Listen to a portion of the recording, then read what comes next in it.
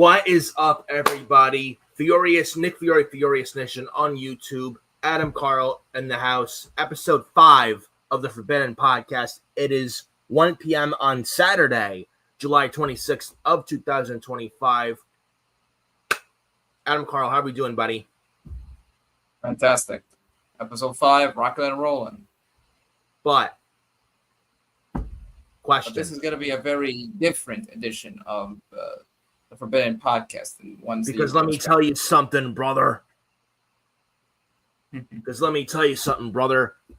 Episode 5 of the Forbidden Podcast is going to run wild on you, brother. Because what you going to do when Adam Carl and Nick Fiore run wild on you today here of episode 5 of the FB Forbidden Podcast, brother. So, anyways, like Adam Carl said, different hitting an episode today. Has everyone heard the news 2 days ago on a Thursday, 12 afternoon, around the time Hulk Hogan at age 71 unfortunately passed away? He died of a cardiac arrest. And Mitch and I last night, killer SmackDown watch party last night. After this video, definitely go check it out. We killed it, Mitch and I, last night. It was a SmackDown. It was a tribute to Hulk Hogan last night on SmackDown. 10 bell salute and a beautiful, beautiful tribute video narrated by Triple H himself. Absolutely just incredible stuff. So I commend WWE on that. Emotional night last night on SmackDown because of the unfortunate passing of Hulk Hogan.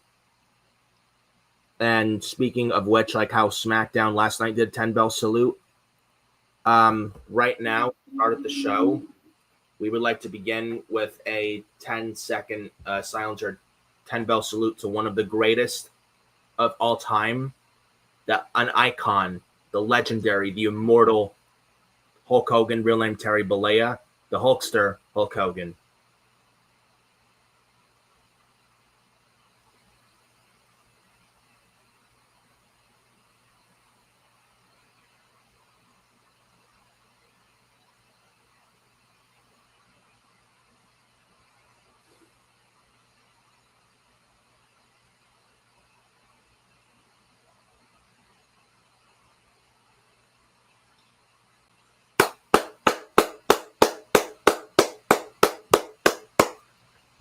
And no, there's no 10 bell salute sound effect. Just don't want to get struck with copyright. And as Mitch said last night as well. But all I got to say is before we begin the SummerSlam talk for episode 5 of the Forbidden Podcast, I got to say I was not the biggest Hulk Hogan fan, and say what you want about Hulk Hogan as a person, whether his political beliefs or endorsing Trump or what he did with the Gawker sex tape and with him with his daughter Brooke Hogan and his son Nick Hogan and all. And his wife. Say what you want about him as a person, as Terry Bollea, but Hulk Hogan, there is absolutely no denying the facts that he is one of the greatest to ever put on a pair of boots and step inside that squared circle. One of the greatest wrestlers of all time. He truly put pro wrestling on the map in the 1980s, and he's made wrestling in general and WWE to what it is today. The WWE is not big and mainstream and a juggernaut global worldwide phenomenon it is today. None of that is a thing without Hulk Hogan. Without Hulk Hogan, there's no WrestleMania. There's no WWE where it is today. None of this is possible without Hulk Hogan. The wrestlers you see in today's industry, Hogan paved the way for a lot of these guys in wrestling. Without Hogan, there's no like John Cena and all these other wrestlers in the business today. There's no Vince McMahon even without Hulk Hogan. And I do not like Vince McMahon at all, but Vince and him, like when Hogan starred in Rocky 3 in 1982, Vince McMahon's father let Hulk Hogan go because he wanted to be in Rocky 3 in 1982. And then when Vince's father passed and Vince Jr., Vincent Kennedy McMahon took over from his father in 1982, he brought Hulk Hogan back. And then it was only the beginning of Hulkamania. And then the Iron Sheik and Hulk Hogan in Madison Square Garden in 1984, January 23rd. Hogan winning the WWE title for the very first time in his illustrious career. And that was when Hulkamania was born. First ever WrestleMania in Madison Square Garden, March 31st, bro. 1985, where Hulk Hogan main evented the first ever WrestleMania, teaming with Mr. T to face Mr. Wonderful Paul Orndorff and Rowdy Piper. And Hulk Hogan made sure WrestleMania is the Super Bowl of WWE. And still to this day, WrestleMania, to what is today the WWE's biggest show of the entire calendar year. None of this is a thing whatsoever without Hulk Hogan. Exactly. And there's a lot of incredible Hulk Hogan moments. It doesn't reach the heights it does without Hogan. He brought it to new heights never seen before. And Triple H even said it in his tweet on Thursday. He said it best. Took wrestling to new heights that was never, ever seen. And wrestling in WWE, or WWF at the time, even WCW with the Hogan heel turn when he formed the NWO with Scott Hall and Kevin Nash in 1996, Bash at the Beach. Remember that? Leg drop Randy Savage. I think he had Tony Schiavone, Dusty Rhodes, Bobby Heenan on commentary. What? The third man. Yep, the third man. Fans threw trash in the ring, and Hogan's like, if it wasn't for Hulk Hogan. And fans were booing him out of the building. Fans threw trash at him because he was a hero to everybody. And no one ever thought he'd go to the dark side. And it got the whole world talking. It rattled the entire business and industry. Like, he really turned the wrestling world upside down. And even almost put McMahon out of business in the 90s. When 83 straight weeks with the Monday Night Wars, WCW Monday Night Draw kicked Monday Night Raw's ass in the ratings for 83 straight weeks in the late 90s, dude. With Hogan with the NWO. For 83 straight weeks. So Hogan transcended the business in WWF in the 80s going into the 90s. And then even in WCW. There's no WWE without Hogan. There's no WCW without Hulk Hogan, no ECW, no TNA, no AEW without Hogan, which, by the way, I'm very fucking disgusted with AEW. They couldn't even be bothered to pay tribute to Hulk Hogan. Very fucking classless, tasteless, and disrespectful. The only ones from AEW that even paid tribute to Hogan were Edge, Adam Copeland, Sting, and the Young Bucks. That's it. Tony Schiavone and Taz.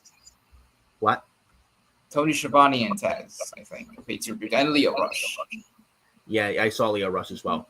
But yeah, AEW and Tony Khan couldn't even be fucking bothered. Not even a tweet from the AEW X account. Couldn't even be fucking bothered to pay tribute to Hogan.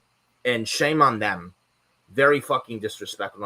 I can only hope that the least they can do is at least make a mention of him on Collision or Dynamite. Tonight. On Collision tonight, which I will not be watching, by the way. That show's a waste of time. Like, at least make a mention of the guy. I mean, we're not saying like a 10-bell salute or do a whole tribute show for him. I mean, well, he never worked for the company, so why would you do a tribute show for a guy who never worked there? Yeah, but at least mention the guy, at least acknowledge him. AEW. Even if he wasn't in AEW, there's still no AEW without Hogan. The least they can do is at least acknowledge him. Exactly, yes. Maybe have Tony Schiavone. I mean, I'm sure he'll be on commentary. Him and Taz. Let them mention Hogan. Oh, and Goldust too. And Dustin Rhodes also paid respect to Hogan, also on Twitter. Yeah. Maybe he does. Maybe he wears a Hogan-inspired gear. Probably. But AEW television on TNT, which WCW was on TNT when Hogan was there in the 90s. The least they could have done was show respect to Hogan, but they couldn't even be bothered. TNA on Thursday, the day of his passing, paid tribute to Hogan, was respectful and took the time out of their day and their night to pay tribute to the Hulkster. And Hogan has a history with TNA, especially in the early 2010s, when they tried to recreate the Monday Night Wars, him and Bischoff.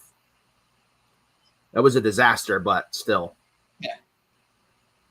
But Hulk Hogan, man, one of the greatest ever to put on two boots. Gave us great moments that'll never be duplicated, will never be forgotten. One of our childhood heroes growing up watching wrestling. One of them was Hulk Hogan. I mean, in the 80s, you think of Hulk Hogan, you think of the Macho Man, Randy Savage, Ultimate Warrior, Rick Rude, Andre the Giant, Big John Studd, Roddy Piper, Jake the Snake, King Kong Bundy. Jake Roberts, too. He also paid tribute to Hogan on Twitter. Yeah. The Nature Boy, Ric Flair, Mr. Perfect, Kurt Hennig, Yokozuna, Bret the Hitman Hart, Shawn Michaels, Sergeant Slaughter, Hacksaw Jim Duggan, who was there at SmackDown last night, apparently. To pay tribute to the Hulk. Him and Slaughter. Yeah. Ricky the Dragon Steamboat's another one. George the Animal Steel. Bobby the Brain Heenan. List goes on and on. You know? And that and the piece of our childhood heroes now sadly no longer with us and is gone. And just the world, like it still does. It's 2 days later, it still does not feel real. And he was only 71. It still doesn't. I mean, it felt so sudden. That's the thing about it. It felt so sudden out of nowhere. Yeah. I mean, we talk about the deaths of Eddie Guerrero being so impactful, devastating. The death of Bray Wyatt 2 years ago, that was very devastating. This is up there with Eddie and Bray. This really hits hard and hurts. This is probably even sadder and bigger. Well, I mean, yes, I know he wasn't the best human being in the world, say, but it's like this is the biggest star in the history of this business. I mean, it's him, Steve Austin, and The Rock. The three biggest stars in wrestling history. And Hogan would definitely be up there in a Mount Rushmore of wrestlers and of wrestling. And he's the guy that started it all. Yeah. The guy who was like the embodiment of what it meant to be a superstar, a mainstream superstar as a professional wrestler. And I see people on social media, and I see people on X, oh, fuck Hulk Hogan, he's a racist. I'm happy he's gone. Fuck Hulk Hogan, he's a Trump supporter. Oh, he's a racist. He did this, he did that. Like, fuck off. Like, you can feel how you want about Hogan, but not the time. And you cannot sit there, and most of all, you cannot sit there and deny the fact that he paved the way for pro wrestling. He made pro wrestling. Without him, there is no professional wrestling. You cannot sit there and deny those fucking facts. He was the guy that Vince McMahon literally trusted to take the company from a regional company to a worldwide global juggernaut. WrestleMania was built on the back of Hogan. Yeah. And his battles with, Piper, Orndorff, Andre, Savage. Ultimate Warrior. Yeah, the Warrior. Sergeant Slaughter. Psycho Sid even, Yokozuna. And imagine if he would have wanted to work with Bret Hart in '93. That would have been incredible. But obviously with politics. So it's sad because this is like a childhood hero to many. This was to many like the 80s wrestling equivalent of Superman. And those who are celebrating that he died and those who are happy that he died, fuck them. Fuck them because they're full of hatred and they're fucking woke. Like, fuck just them. For like, one fucking night. You can't forgive the guy for at least one night. It's just very disrespectful. And with wrestlers, not just wrestlers, people that grew up with him. And I'm telling you right now, anybody that is happy that Hogan died, I'm telling you, like, you're getting fucking blocked. No questions asked. Because that's very fucking tasteless. It's like at least for one day. Like I understand. Was he the best person? No. But as a wrestler, you can sit there and differentiate the person from the wrestler, like Chris Benoit. What he did to Nancy and Daniel in June 2007 was fucking inexcusable and unforgivable. Fuck Chris Benoit. But as a person, he was an evil monster. But what he did as a professional wrestler, one of the greatest of all time in pro wrestling. What he did with the guys he fought were incredible. Hulk Hogan, the same thing. Though he's not a murderer by any means.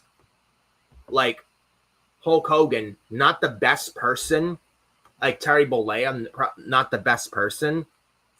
But as a wrestler, Hulk Hogan, incredible. The moments he gave us at WrestleMania will never be forgotten and will live on forever. Hulkamania will truly live forever.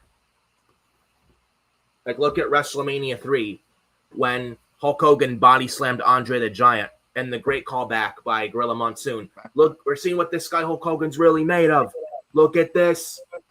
Oh, he slammed the Giant. Then followed with the atomic leg drop in 1, 2, 3, and Hulk Hogan became the first ever wrestler in history to pin Andre the Giant after being undefeated for several years. Absolutely incredible stuff.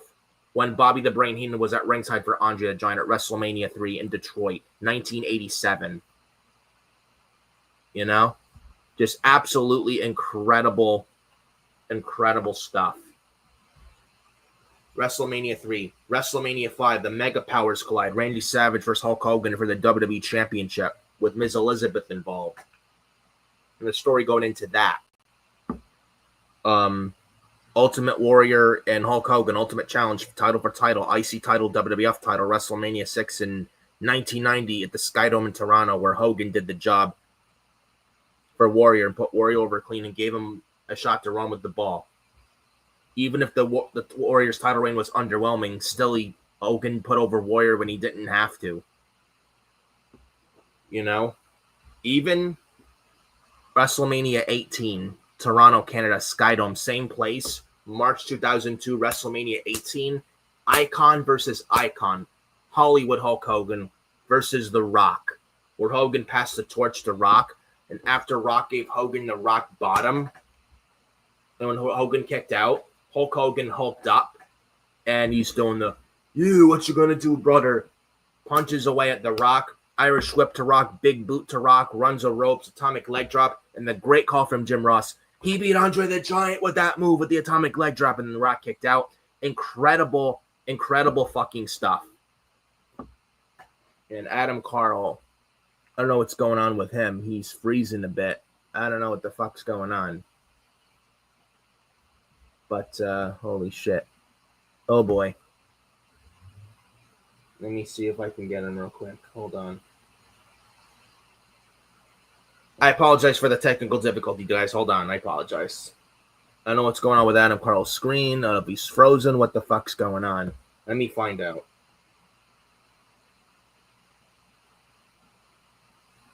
Let me see here.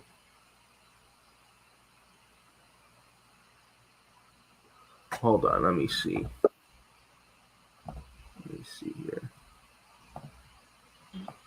Hello? I'm back now. There we go. Yeah, I was wondering what happened. So my laptop is a fucking mess. Yeah, we apologize, guys. Yeah, I don't know if it's internet, but what the fuck happened? Oh shit, not again. Oh boy, we're 18 minutes in. Don't worry about it. But yeah, as I was saying, Hulk Hogan and his influence on WrestleMania, especially WrestleManias 3, 5, 6, and 18. And I know there's also WrestleMania 7 against Sergeant Slaughter for the WWF Championship in 1991, Los Angeles, California. WrestleMania 7 where he beat Sergeant Slaughter for the WWF title. Don't want to talk about that much because of the story with that match and just controversial. But let me see here. Oh, there we go. Let me see. Hopefully he's in. All right, how are we good? Good? Good, yeah. All right, good. So, yeah, WrestleMania with Hulk Hogan. WrestleMania's 3, 5, 6, 18 against like Andre the Giant, Randy Savage, Ultimate Warrior, and The Rock. And The Rock, yeah. 18. Got a Rock match, Icon. Yeah. A match that pretty much basically is the personification of what professional wrestling is. And a match that Hogan was the heel in the match, and he was cheered.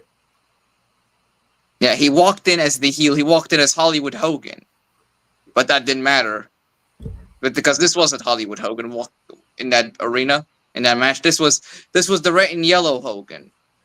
Especially when The Rock gave him the rock bottom and Hogan kicked out and hulked up. When that happened, I'm telling you this now. When that fucking happened, Hollywood Hogan went away and the red and yellow Hogan came back.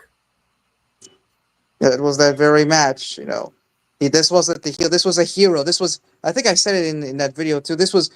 He was to the 80s. He was like the wrestling equivalent of Superman in the 80s. This was a hero. This was a guy who everybody inspired to be. Yeah. Little kids. Who they wanted to imitate, who they wanted to be like. Yes. Yeah. Holding that title up high above their shoulders. Holding that WWE championship. One day wanting to be a wrestler and be the WWE champion at WrestleMania.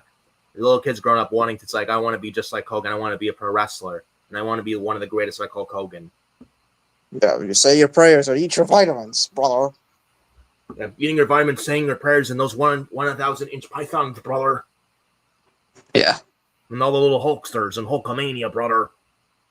And Hulkamania runs wild on you, brother. Well, let me tell you something, Mean Gene. He's up there now with Mean Gene and the Macho Man and Ultimate Warrior, Andre the Giant, Bobby Heenan, Rick Rude. He's up there with them now, man. He's up there. Yeah. WrestleMania is not ready to play without the Hulkster. Yeah, and he won the WWE Championship. He was the last person ever, I think, to win the WWF Championship under the WWF name before they changed their name to WWE. Yeah, May 2002, the WWF from WWF to WWE, and we got the Tales of Wrestling. All right, Hulk Hogan, yes. It was kind of fitting in a way because, he was the one that put the company on the map. He was the one that, he made it into the phenomenon that it became. And now, years later, he was the last guy to hold. Well, he wasn't the last ever WWE champion, obviously, but, he was the last wrestler to hold the championship under the WWF name, and he transitioned it to a new era. Yeah. When the obvious lawsuit, Panda Bear lawsuit in the spring of 2002, then May 2002, they World Wrestling Federation changed to World Wrestling Entertainment and stuff. And that was, I think, at Backlash 2002 that Hulk Hogan beat Triple H for the WWF Championship as well. And then Hogan, though he held the title for a month, dropped it to Undertaker at Judgment Day in May in 2002. But yeah, Hogan was a 6-time world champion, a multi-time WrestleMania main eventer, and a 2-time WWE Hall of Famer. 1005 is a singles act, Red and Yellow Hogan. And then 2020 is part of the NWO. And that was Hogan's last ever WWE title win in at Backlash 2002, beating Triple H, who had just won it off of Chris Jericho at WrestleMania 18 in Toronto. And the guys the thing about Hogan is that, even the guys Hogan worked with after Kurt Angle, Brock Lesnar, The thing about Hogan, I would say the most impressive thing, apart from the championships, apart from the moments, obviously, I think the biggest achievement of Hogan's career is how well he was able to adapt with the times. How he was able to reinvent himself multiple times and usher in many new eras. Yeah. Like literally, just think about this. 1980s, he was, he ushered in the boom period for the WWF. Absolutely. He was the biggest star over there, and he was the biggest star in the industry. He's the face of the company. As a baby face. He was their golden goose, their cash cow, their poster boy, their face of the entire company. Yeah. Then he did the exact same thing for another company. Did the same thing for WCW. He ushered in a new boom period, made wrestling popular once again, but this time as a heel. With the guitar thing, with the NWO title, doing the guitar thing with the WCW World Heavyweight Championship with Nash. Yeah. Like how many people could say that? Like how many people could say they ushered in 2 of the greatest periods in wrestling history, in 2 different decades, being in 2 different companies, playing 2 completely different characters. Yeah. Like how many people could say that? Not many. Yeah.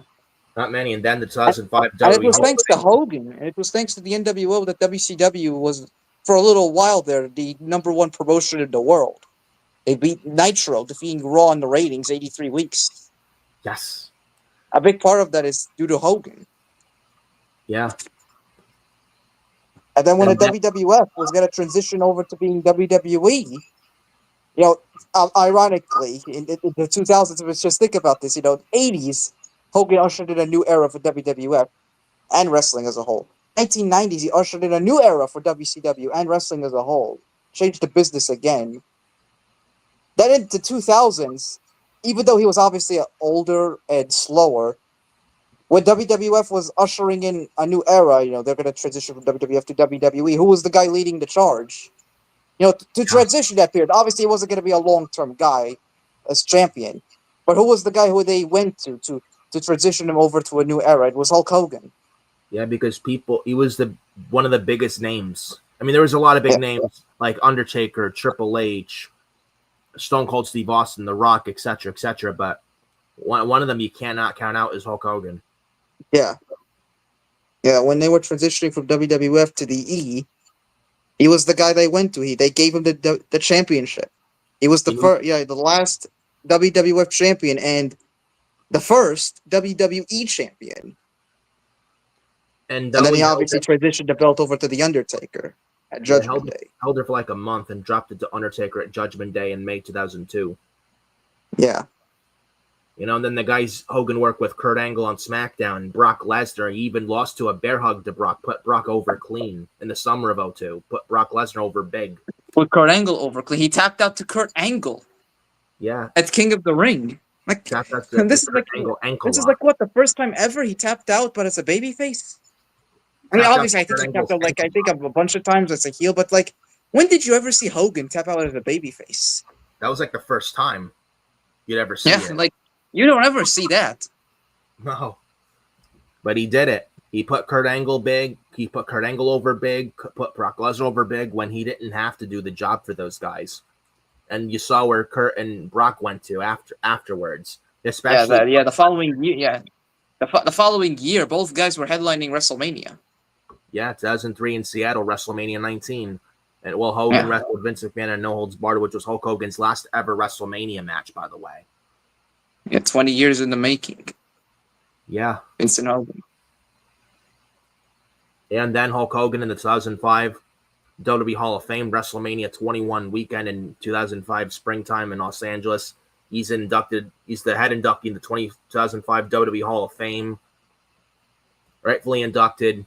He then shows up WrestleMania 21, saves Eugene from a beatdown from former WWE wrestlers Shawn Daivari and Muhammad Hassan. Beats them down.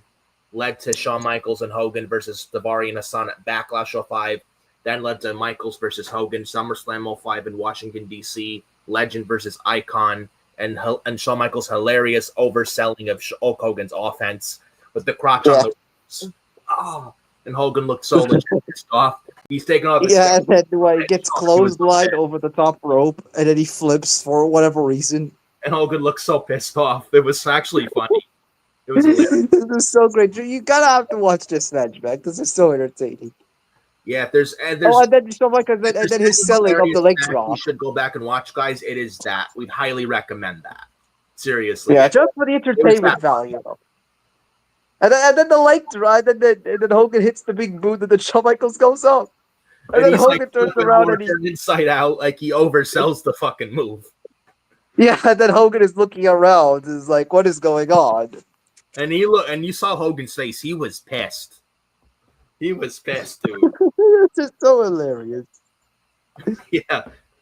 And then I think he had Hulk Hogan, even SummerSlam 2006, wrestled the next year against Randy Orton as well. Wrestled this was his last ever WWE was match. The Legend Killer. Yeah, against the Legend Killer, the Viper, the Apex Predator, Randy Orton. When he was younger and had lesser tattoos, he was a Legend Killer, but not the Orton we see today, the Viper, but still. The young, cocky Randy Orton at the time in 2006. Months before he formed Rated RKO with Edge on Monday Night Raw in late 2006. But yeah. And Orton almost won the match, but Hulk Hogan, they continued the match, and Hulk Hogan ended up going over.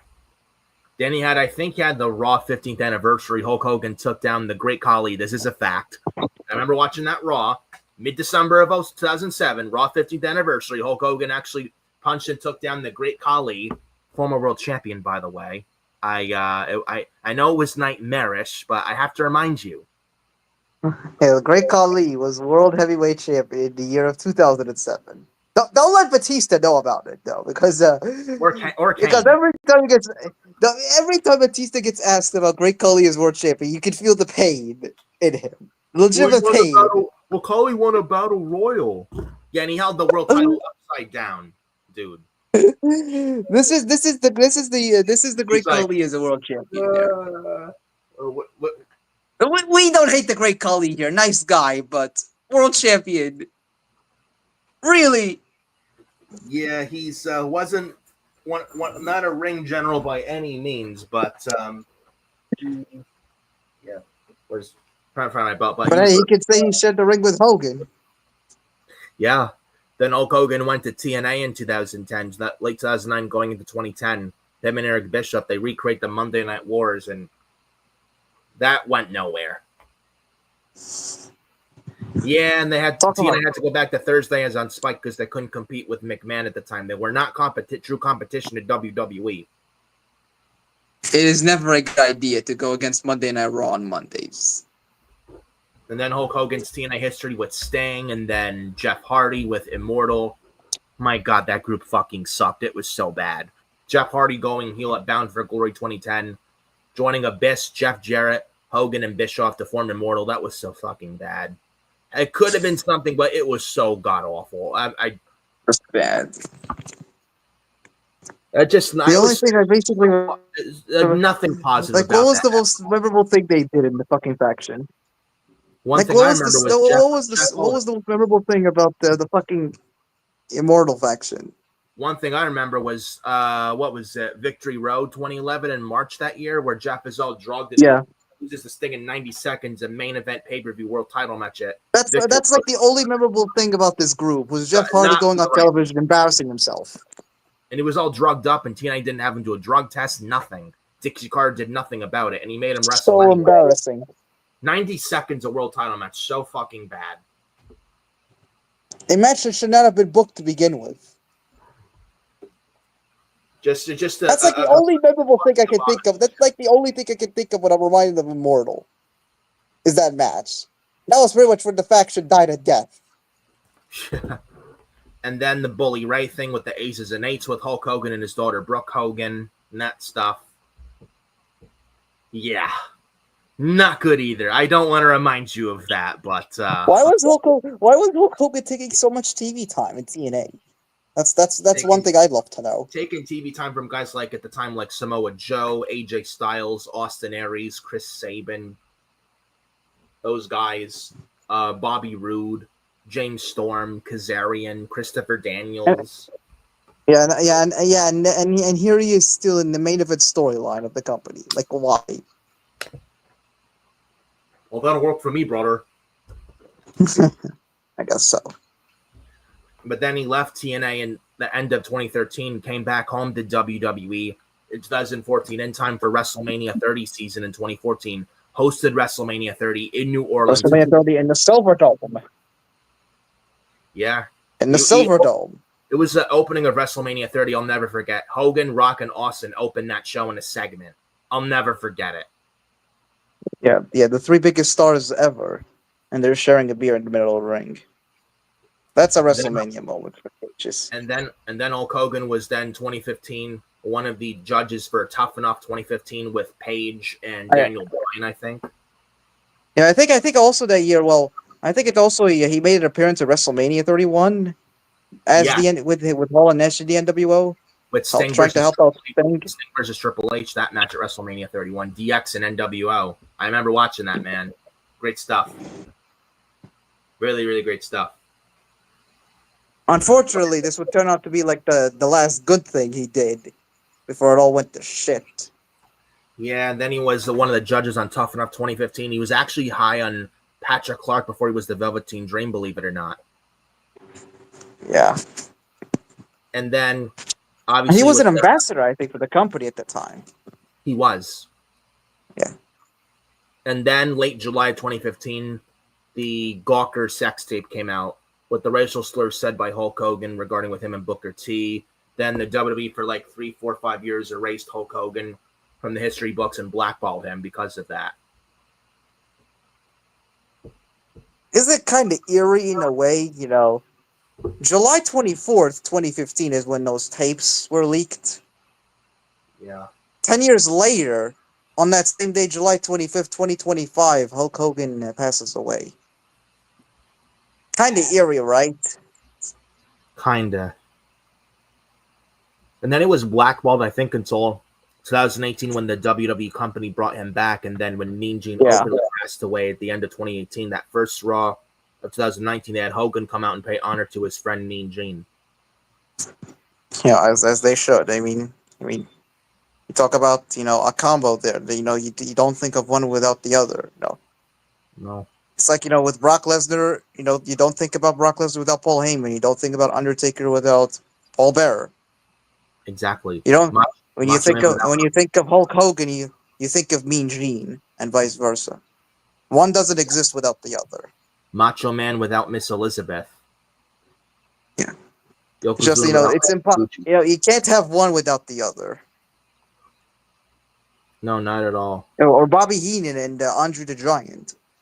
Yes, absolutely. But yeah, and they had that, and then Hulk Hogan made sporadic appearances on Raw and throughout 2019. Yeah, the NWO was inducted into the Hall of Fame in 2020. They made an appearance at WrestleMania 37. Yeah, then had COVID in 2020, and then NWO got inducted with 2020 with 2021 Hall of Fames combined in 2021 because of the pandemic. You had Hulk Hogan with Titus O'Neil made appearances both night 1, night 2, WrestleMania 37 in Tampa, Florida. Raymond James. Yeah, he dressed up as a fucking pirate. Mid-April 2021. Yeah, with Titus O'Neil. Yep. Pirate Hogan, an image I never thought I would see. And WrestleMania 37 too, just so happened to have been the last ever appearance of Scott Hall. Yes, before the next year, Scott Hall, Razor Ramon, sadly passed away in March 2022. God rest his soul. Another one of the greatest of all time. Hogan is up there, and Hogan's also up there with him now. Yeah, they're reuniting the NWO up there. Slowly, but I can only imagine what Kevin Nash is going through right now. How emotional he is right now. My heart goes out to Kevin Nash. This has been a sad few years for him. It's just been heartbreak after heartbreak. Lost his son, I think, too. Yeah, he lost Scott Hall. Obviously, he lost Scott. That was tough for him. It was tough for everyone. Then he lost his son. Then in the same year, I think it was 2022. Then in the same year, he lost his son on Scott Hall's birthday. Yikes! Just talk about a fucking 1-2 punch to the gut. Yeah. Lost his best friend and his son in the same year, and all of all the days he loses his son, it was on Scott's birthday. I would never wish that upon my worst enemy. And Kevin Nash may have some bad takes sometimes, but the advice he's given to young wrestlers in these days, especially in WWE, look at what he's done for Raquel Rodriguez. Raquel Rodriguez, as of late in the Judgment Day, is really starting to come into her own. And I heard she recently took advice from Kevin Nash. Look where Raquel Rodriguez is at now. Yeah. You know? You learn from the legends. You can thank Kevin Nash for that. Yeah. Raquel taking Nash.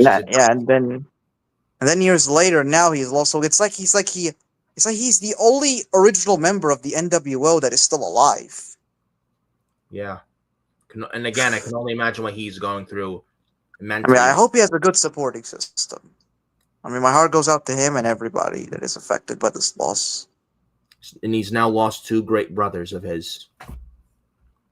Pretty much so.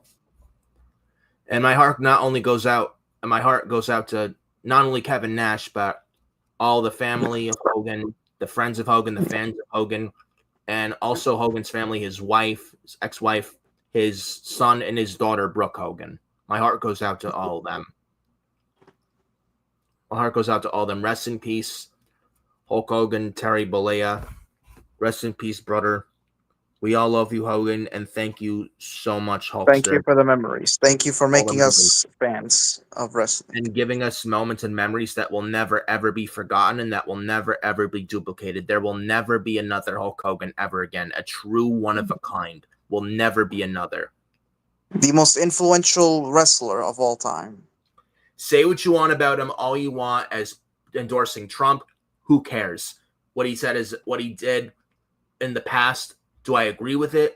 No. Do I condone with it? No. However, you cannot sit there and deny the fact he's one of the greatest wrestlers in history and of all time. And you cannot sit there and deny the facts. You cannot take that away from him. I would say tarnish his own. What I say tarnish his legacy, what the stuff he did. I would say kind of being just. He did hurt his legacy with his actions. He did. He never truly owned up to his mistakes.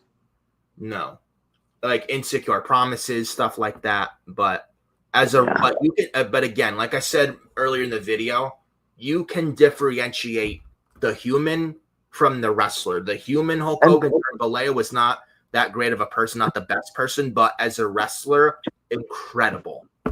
And you can't sit there and deny that. And I see people on social media, oh, I'm happy Hogan's dead. Fuck him. One less Trump supporter. Fuck the Hulkster. I'm glad he's dead. He's a racist. Blah, blah, blah.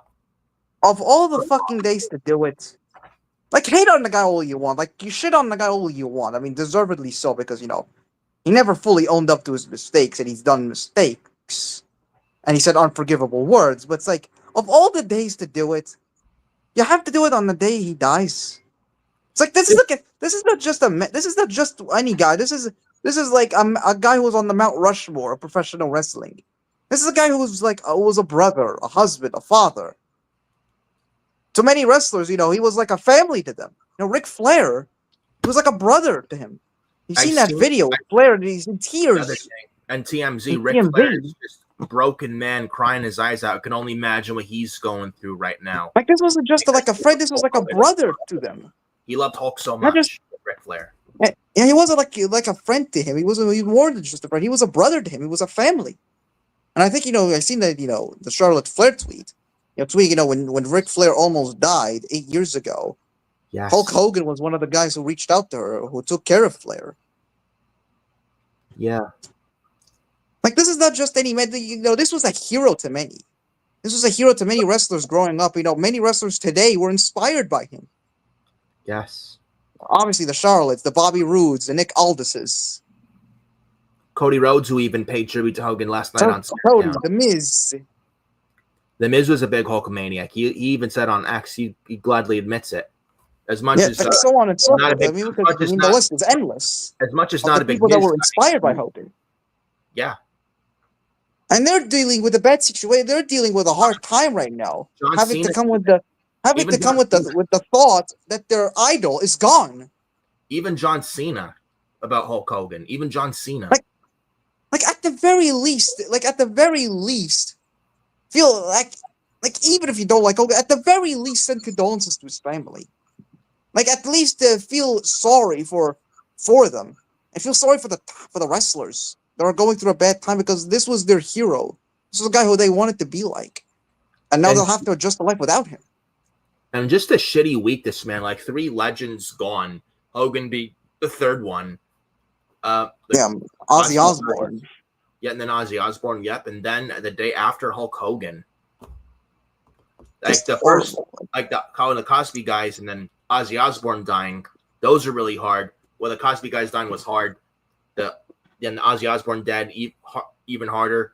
This one, Hulk Hogan passing, the hardest of all of them. The hardest of all of them. And Hogan was like, he would be the last person you think would go. Nobody expected this. And it still doesn't feel real 2 days later. And he was only 71 years old. Like, he was on Raw on Netflix just 6 months ago. Raw on Netflix, and he was booed. I wonder what those people are thinking now, and I hope they're thinking differently right now. If that was the last appearance on Raw for Hogan, shame on them. Shame on them. When you look at the guy, he looked good out there. Like, he didn't sound bad. No, I mean, he was still still in good shape. He was able to speak well. Yeah, he looked okay. He looked okay. And actually, before we get started with SummerSlam talk here on the show, it's also, I remember almost meeting Hulk Hogan this past March. I'm not crazy. I kid you not. Early March this year. Back in early March of this year. Near me, it was a ShopRite store when Hogan was selling his Real American beer. I nearly met Hulk Hogan. I'm not crazy. I almost met Hulk Hogan. And Jimmy Hart was there. I almost met Hulk Hogan. There was an unfortunate cutoff and I couldn't meet him, but I was that close to meeting him. I really wish I could have been able to meet him. Meet the larger-than-life character Hulk Hogan. Because he was one of the greatest of all time in professional wrestling. Without him, wrestling is not where it is today. And I can only imagine what Brooke Hogan and the rest of Hogan's family are going through. Like, it doesn't feel like it's like, it's still unimaginable to think that this is actually true. Like just months ago, with the Raw on Netflix thing, you know, when he showed up and he looked fine. Like, what this just shows how much things can change just a short amount of time. And that shows how things can change. That was in Los Angeles. And that was at the Intuit Dome in Los Angeles, that first Raw on Netflix, bro. Hogan came out, was booed. I know California is a big Democratic state, and Hogan was booed. But if that was the last Hogan appearance on Raw and you boo him, and that's the last thing of Hogan on Raw and you boo him, I hope those people are thinking differently of it now. And like those that booed him, shame on them. Shame on them, really. Shame on them. You know? All I gotta say is... But like, again, you know, it just shows how much things can change in just a short amount of time with Hogan. Yeah. Like, you know, he looked good out there on Raw and Netflix. Yes, he was booed and all of that. But it's like, you know, the way he talked, the way he was walking, and you know, and he was still in good shape. He was moved fine. You would never have guessed that something was wrong with him. Yeah. And now he's gone. It just shows how much things can change in an instant. And he got some like now, you truly never know when it is your time. This is why life is too short, and treat every day like it's your last, because you never know. Just be nice to everybody, because you never know when your time is up. Yeah, like, you know, one night you're feeling great, and then the next you're not even here anymore. This is why life is so precious, and life is too damn short, and you have to treat every day like it's the best in life, because you just never know when God says it's your time to come home. You just never know. And God gained like 3 legends, and God gained 3 beautiful people. I would say, like, he gained 3 souls this week. One of them being Hogan, then Cosby, and then Ozzy Osbourne, another legend in Ozzy Osbourne. And this will go down as one of the saddest weekends of all time. Just you know, just 3 deaths, not even 3. Like what? I think 4 deaths in the same weekend. I think there was a Food Network person. I think somebody that was working the Food Network committed suicide. I think I told you that. I don't think you did, no. But no, I think I told you that. I think you're right. Yeah, that's awful. Yeah, it's awful. Then Ozzy Osbourne's passed away. Chuck McGee passed away, an actor, I think. Yeah. Malcolm Jamal, an actor. And then Hulk Hogan, That is like 5 deaths in the same weekend. Yeah. Fuck, just sad, just horrible. Horrible weekend. My heart, prayers, thoughts, and condolences go out to those who love Hogan so much, all the fans of Hogan, Hogan's family, Hogan's friends, especially Hogan's family with his daughter Brooke Hogan, his son Nick Hogan. Yeah, everybody who was, who lost, every one of them, every single name we mentioned here, everybody who lost them, who were affected by the losses. And even my thoughts and prayers go out to all of them, to their fans, their families, their friends. Yeah, even Vince McMahon went on X and paid tribute to Hogan, as he should. The old man actually did it. So good on. I don't like Vince McMahon, but good on him, because him and Vince and Hogan need each other in the 80s. But rest in peace, Hulkster. We love you, Terry. We love you, Hulk Hogan. Rest in peace. You'll never be forgotten. Thank you for the memories. We miss you. We will miss you dearly, but you will never ever be forgotten. And Hulkamania lives forever. 100% facts. We love you, Hulkster. Rest in peace, brother. Thank you for everything, Hulk Hogan. And now that we got the Hulk Hogan stuff out of the way, we're going to talk SummerSlam right here, right now. We got SummerSlam next weekend. A show also Hulk Hogan's known for, SummerSlam, especially 1991. He was in the main event of the first SummerSlam. Yeah. So you could say... Yeah, I think... If I'm correct on this, from 88 until 91, he was in the main event of the first 3 of 4 SummerSlams. The first 4 SummerSlams, he was in the main event of 3 of them. 88, obviously, 89, and 91. Yeah, you could definitely say that. So you talk about not just the guy who built WrestleMania, he also built SummerSlam. Yeah, And the SummerSlam's the second biggest show of the WWE calendar year because of Hogan as well. And we got SummerSlam next weekend at MetLife Stadium in East Rutherford, New Jersey. It's the first ever 2-night SummerSlam. We got 6 matches on night 1, then 5 on night 2. I'm assuming we add a couple more to both nights as well, because I don't think this is the full card just yet. I do want to pull up for SummerSlam night 1, night 2 placement matches, what they look like. So night 1 has 6 matches. We have Tiffany Stratton, Jade Cargill for the Women's Championship. Randy Orton and Jelly Roll versus Drew McIntyre, Logan Paul in a tag team match, and Jelly Roll's in-ring WWE debut. We got the Judgment Day, Raquel Rodriguez and Roxanne Perez defending the Women's Tag Team Championship against Charlotte Flair and Alexa Bliss. We got Roman Reigns and Jey Uso versus Braun Breaker and Bronson Reed with Paul Heyman. We got Sami Zayn versus Karrion Kross with Scarlett, and then we got Gunther versus CM Punk, which I think main event's night 2, and it's for the night 1 and it's for the World Heavyweight Championship. We may even see a Seth Rollins cash in that night as well. And that's night 1 SummerSlam. Night 2 SummerSlam. Triple threat match for the women's world title. Naomi versus Rhea Ripley versus Io Sky. No disqualification, no count out. Last chance match for the women's Intercontinental title, where if Becky Lynch wins, Lyra Valkyria can no longer challenge the women's IC title as long as Becky's champion, with Becky Lynch defending the women's Intercontinental title against Lyra Valkyria. We got a steel cage match for the U.S. title. Solo Sikoa versus Jacob Fatu. Dominic Mysterio versus AJ Styles for the Intercontinental Championship. We got a 6-pack TLC match for the WWE Tag Team titles, which was announced at the end of SmackDown last night. Chaotic ending to SmackDown last night. We got the Wyatt 6 defending the WWE Tag Team Championships against Andrade and Rey Fenix.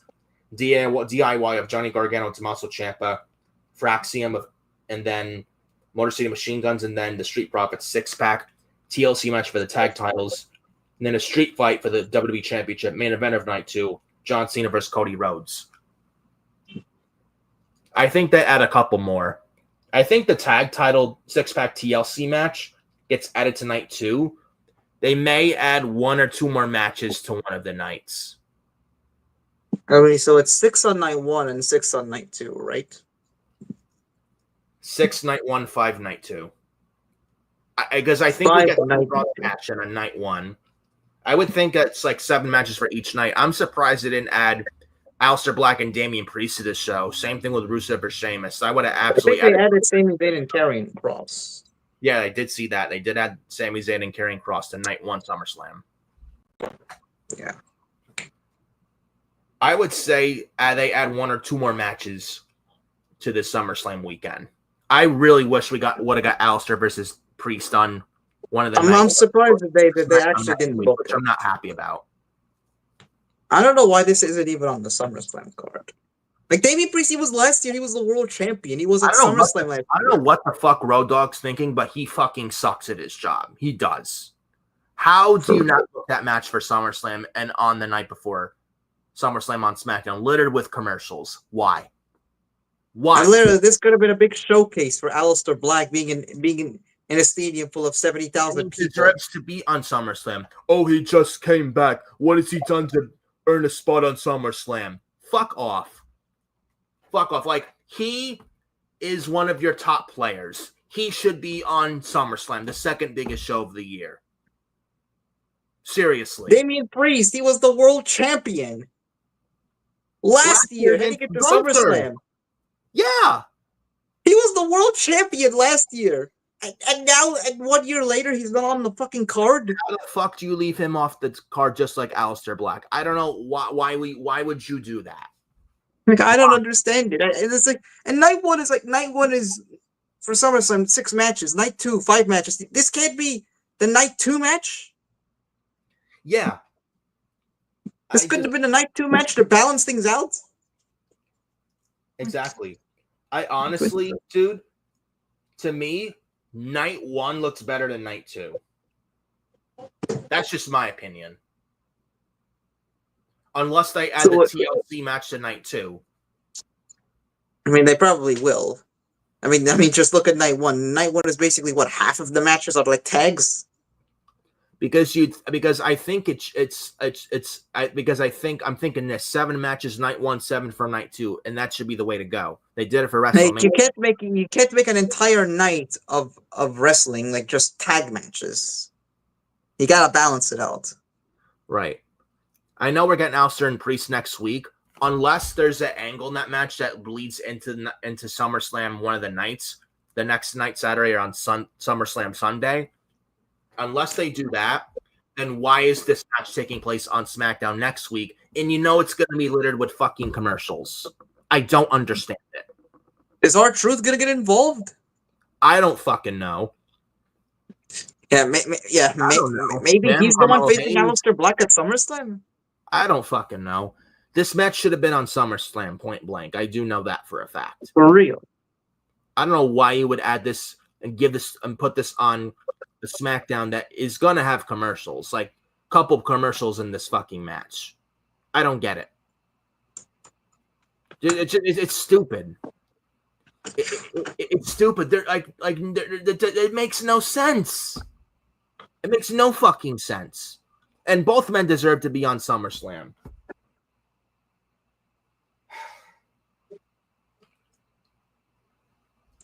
We do have SummerSlam night 1. Tiffany Stratton, and then Rusev and Sheamus could have been added. And now they're talking about doing Rusev and Sheamus 3 at Clash in Paris. That's going to be a great crowd, but I would have done this at SummerSlam too. Legitimately. Oh, but you could have literally fleshed out your SummerSlam card right there. Oh, but Rusev and Sheamus Part 4? Part 4? Who cares? They've had the first 2 times they fought each other recently have been very good matches. Like, you would have, I'm pretty sure you'd have no problem with a 4th match with Rusev and Sheamus. Or a 3rd match. Was their 4th match like a 4-way match? Well, if you're talking one-on-one, the first match with Rusev 1 was good. Second one was good too. Oh, but you need 3 matches. No one wants to see a 4th. Who gives a shit? Who gives a shit? And this is a feud that is getting Rusev over. Yeah. Yeah. You want to get him over. Yeah. I don't understand it, man. I really don't. I don't run the company. I don't work for the company. So I couldn't tell you. I wish I could tell you. I don't run the company, unfortunately. So anyways, SummerSlam night 1. Tiffany Stratton, Jade Cargill.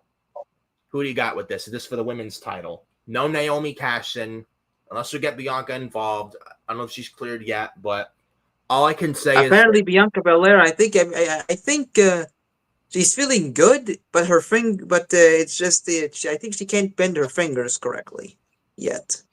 Hopefully she's cleared soon and fast, because I'm telling you now, Jade Cargill that SmackDown women's division needs all the help they need. Jade Cargill's women's champion? Fucking shoot me, bro. I don't want to see that. Who the fuck? Bro. Aren't you excited? Go on now, bro. Aren't you excited? Jade Cargill as a babyface leading that SmackDown women's division as the women's champion? Fuck that. She is not ready at all right now for that position. In fact, I think Jade Cargill should be a heel. She's miscast. She really is miscast. I would honestly, Tiffany Stratton's not the best talker. She probably works better as heel too. But how I'm booking this, I'm having Tiffany Stratton retain. Jade Cargill's not ready, and Tiffany should really go over here. Jade does not need to win. I'm gonna go with Jade instead.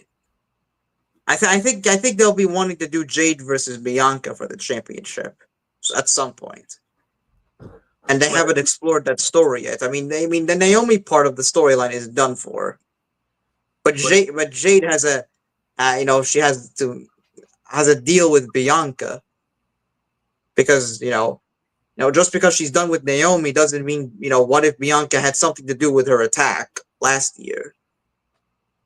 But let me ask you, if Jade wins the championship, does she hold it that long? Probably not. Like she loses because you got to think about next year's WrestleMania. Are they going to stretch out Jade versus Bianca this long to WrestleMania. I don't think that's the way. I don't think that's a way to go. Plus, you still gotta have that Rhea Bianca match 1-on-1 that they'll have to do at some point. They may have Bianca take the title off Bianca shortly.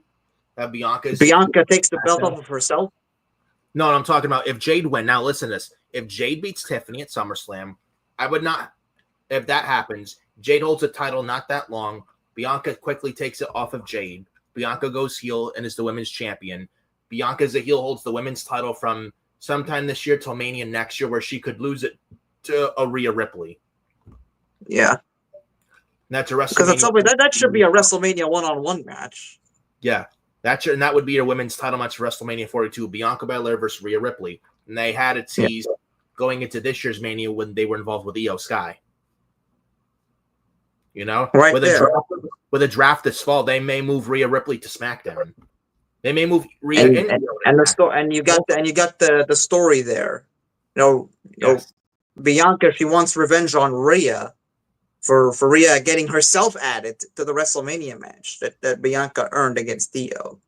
Yes. Or actually, Bianca earned the stuff by winning the Chamber. Rhea then lost the championship to Io. And Bianca kind of cost her the title. Yeah, it should have been Bianca versus Io, but then Rhea inserted herself into the match. So Bianca, she can have that resentment still against Rhea for last year's WrestleMania, or this year rather, because we're still in 2025. But as we head into in 2026, it would be 1 year after WrestleMania 41. So Bianca can still hold that resentment against Rhea and want revenge. Exactly. So I think Jade wins this. But I'm thinking she wins this and then she drops the belt to Bianca. If Jade wins this, bro, I so see Jade as a transitional champion. Even if she wins it, she's not holding that title that long, and she shouldn't. So I think they're waiting on Bianca to come back to do that storyline. And like you said earlier, SmackDown's women's division needs all the help they can fucking get. It's not even funny. Yeah, we just look at the roster. We just look at it, even especially watching SmackDown this yesterday. That Kiana James and Julia, dude. I don't know how you feel about it, but Kiana James was drafted to Raw in last year's draft, and she was off TV injured. She was injured. Now, granted, she was injured. Now she's on SmackDown as a manager for Women's U.S. Champion Julia. I don't know if it leads to something, but it's kind of weird. I'll give it a chance. I mean, Kiana James never really got an opportunity. Well, granted, she was injured, so we never get to see more of her. Yeah. Maybe this is something that could work out. Apparently, she's a manager for Julia, and she's in Julia versus Zelina Vega rematch for the Women's U.S. title. I think it's next week on SmackDown. I think this is the SmackDown Women's division right there. When you have fucking Zelina Vega versus Julia. SmackDown Women's division. Now you see why the SmackDown Women's division needs all the help they can fucking get. Raw's Women's division is much better. Just based on who they have. Literally, Zelina Vega versus Julia again. We're getting the Secret Harvest. Please pass on the bleach for that one. And who the fuck with their right mind wants to see that? Alexa Bliss and Charlotte. Well, this is legitimately the only ones I care about. There's almost no star power in that division. Charlotte, and then Bianca and Tiffany. That's it. Like literally, there's almost no star power. There's very few stars on that division. Yeah, Raw has a lot more star power than the stars. Nothing. Obviously, no hate towards the Secret Harvest. Obviously, Alphabet, Chelsea, and Piper. But it's like they're jobbers. They're a jobber faction. They're a comedy act. They're losers. They never win anything. Yeah. Zelina Vega, what is she doing on the television shows? What are they doing with her? Oh, but she's showing a darker character. Sure. The only way this works is if you actually align her with her husband. Because she'll go nowhere on her own. If she's as a babyface. Turn her heel, put her with her husband, Alistair, that could work. Or if you turn on Andrade, he'll have him turn on Phoenix and put Vega as a heel back with Andrade. Yeah, because Zelina will go nowhere on her own. Who knows? Maybe with the draft to Slaw, we get Penta draft to SmackDown, Green at the Lucha Bros on SmackDown, and then it leads Andrade getting jealous, going heel, and they get Zelina Vega involved back with a heel Andrade. Yeah. But it's like you just look at the women's division. It's like there's like they are in desperate need of stars. Big time. Charlotte and Alexa, they're doing their thing in like the tag division. Yeah. Whatever's left of it. You got Tiffany Stratton, who doesn't have I will say her reign has been, decent per se. She's just lacking. She's just lacked that big storyline. She hasn't had that big of storylines. I think it has hurt her title in a lot. There's no competition for her. Yeah. She's beaten Nia. And we've already seen her and Nia Jax like how many times? Like, I couldn't tell you. Beat Candice LeRae with Nia at the Elimination Chamber. Beat Trish Stratus. Like, there's no competition for Tiffany on SmackDown. None. Right? Yeah. Literally, the Secret Herbis. Jobbers. And we're going to get Tiffany and Jade versus Secret Herbis next week. I guarantee it. I bet you. Can they coexist, pal? Well, but it works. It works, man. It does work. It never works. Oh, but it works. It never works now. It's okay. No, it never works. But why would I team up if I was in a match? If I was in a match with my tag partner and my tag partner is my fucking opponent for a pay-per-view, why would I want to work with them? Oh, but Road Dogg booked it, Mr. Oh, you didn't know? You asked better call somebody, Mr. D-O-double-G. Somebody should give him somebody should give him tips on how to write a compelling show. Well, you better call somebody. Where's Billy Gunn when we need him? Oh, you didn't know? You better call somebody. Yeah. I wish someone would have called Mr. Road Dogg to tell him he's fired. You know? Oh my God. But I think Adam Carl's frozen again. I don't know what the fuck's going on, but go to the chat. Nick, who you got winning, Punk or Gunther? I actually got Punk winning. Now, I think Seth cashes in and he takes title off Punk. That's what I think. And what's up, David? It also says Billy Gunn is an AEW thing. Yes, he is an AEW. He's still there.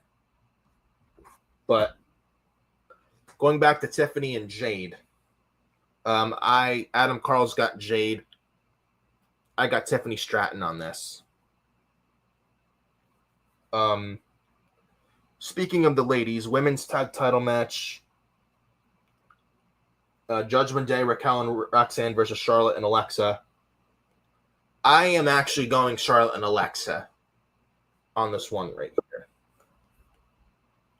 So, get them to the stage. There we go. Back now. Not to worry, man. But yeah, I think you got Jade on this one. I got Tiffany. Yeah. Yeah, Smack the Women's Division fucking sucks, bro. I'm sorry, it sucks. They need Bianca Belair back badly. Yeah, you don't say. And they need a draft. Call up some women from NXT too while you're at it. Yeah. But you got Jade, I got Tiffany on this. Women's tag title match. I got Charlotte and Alexa beating Raquel and Roxanne. And I want to say this. I am one of the biggest Charlotte Flair haters. I'm not a fan of Charlotte Flair at all. But ever since the pairing with Alexa, and especially the past recent weeks, I feel like Alexa has saved Charlotte's career. And I think the Charlotte-Alexa pairing was like the best thing for Charlotte. And I'm kind of starting to warm up to Charlotte. I don't know how you feel. Honestly, this has honestly been the best thing that has ever happened to Charlotte in a long time. Probably years. Like she was the queen, and that got super stale as fuck, and they're always getting title matches for some reason. And even though she loses every time. You have her Charlotte in the bank every time she comes back. Oh, title match. Always in the title picture. Never not once not in the title picture. Always in the title picture. But this pairing with Alexa Bliss, man, I will say it's starting to make people hate Charlotte even less. And I actually am liking this pairing lately with Charlotte and Alexa. And it's made Charlotte a lot more tolerable. Yeah. And it's actually brought something different. Charlotte's shown more emotion. And it's so more vulnerable than she's ever been. Yeah, Charlotte beat Raquel last week. Last night at SmackDown, Roxanne beat Alexa. I would not be surprised the night before SummerSlam on SmackDown next week we get Roxanne versus Charlotte. I think that's what they should do. That would now it's a big time money match, but that would be a good match for SmackDown next week. Roxanne versus Charlotte. And they were in the final two in this year's Royal Rumble. So I don't see why not. I don't think it's a bad idea. But I don't know who you got. I think we got new women's tag. I'm picking Charlotte and Alexa too. Yeah. And it almost reminds me of a female version of Team Hell No with Kane and Daniel Bryan. Now they're not, it's like, we're not friends, we're partners, we're not friends. I am the tag team champions. No, I am the tag team champions. That almost reminds me of Team Hell No back in the day, like 2012. Yeah, I am the tag team champions. No, I am the tag team champions. No, I am the tag team champions. No, I am the tag team champions. That was hilarious back in the day with Dr. Shelby, with Kane and Daniel Bryan. That was so funny on Raw in late 2012. That was funny. You know, that was great. And we got some comments in the comment section from David Podnan. Nick, did AEW mention Hulk Hogan?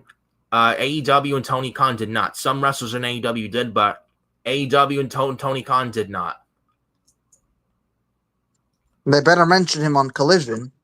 Yeah, if they don't, they're gonna get hell. I can tell. I can absolutely assure you that. Yeah. There'll be a lot of hell they're gonna get, and they're gonna get scathing hell, rightfully so, if they don't. Then he says, "What's gonna happen in the Cena Cody match?" I think Cody should win. He should win back the championship, and I don't see a double heel turn. By the way, I know some people are saying it's a double heel turn. I don't think it's gonna be. I think Cena's going face after the match. But Cody heel, I do not see. I don't. And I do think Cody wins back the championship. With it being a street fight. That's the right thing to do. Now, let me ask you this about that match, bro. Do we see The Rock and do we see Travis Scott? Yes or no? No. Do you really think we see him, yes or no? No.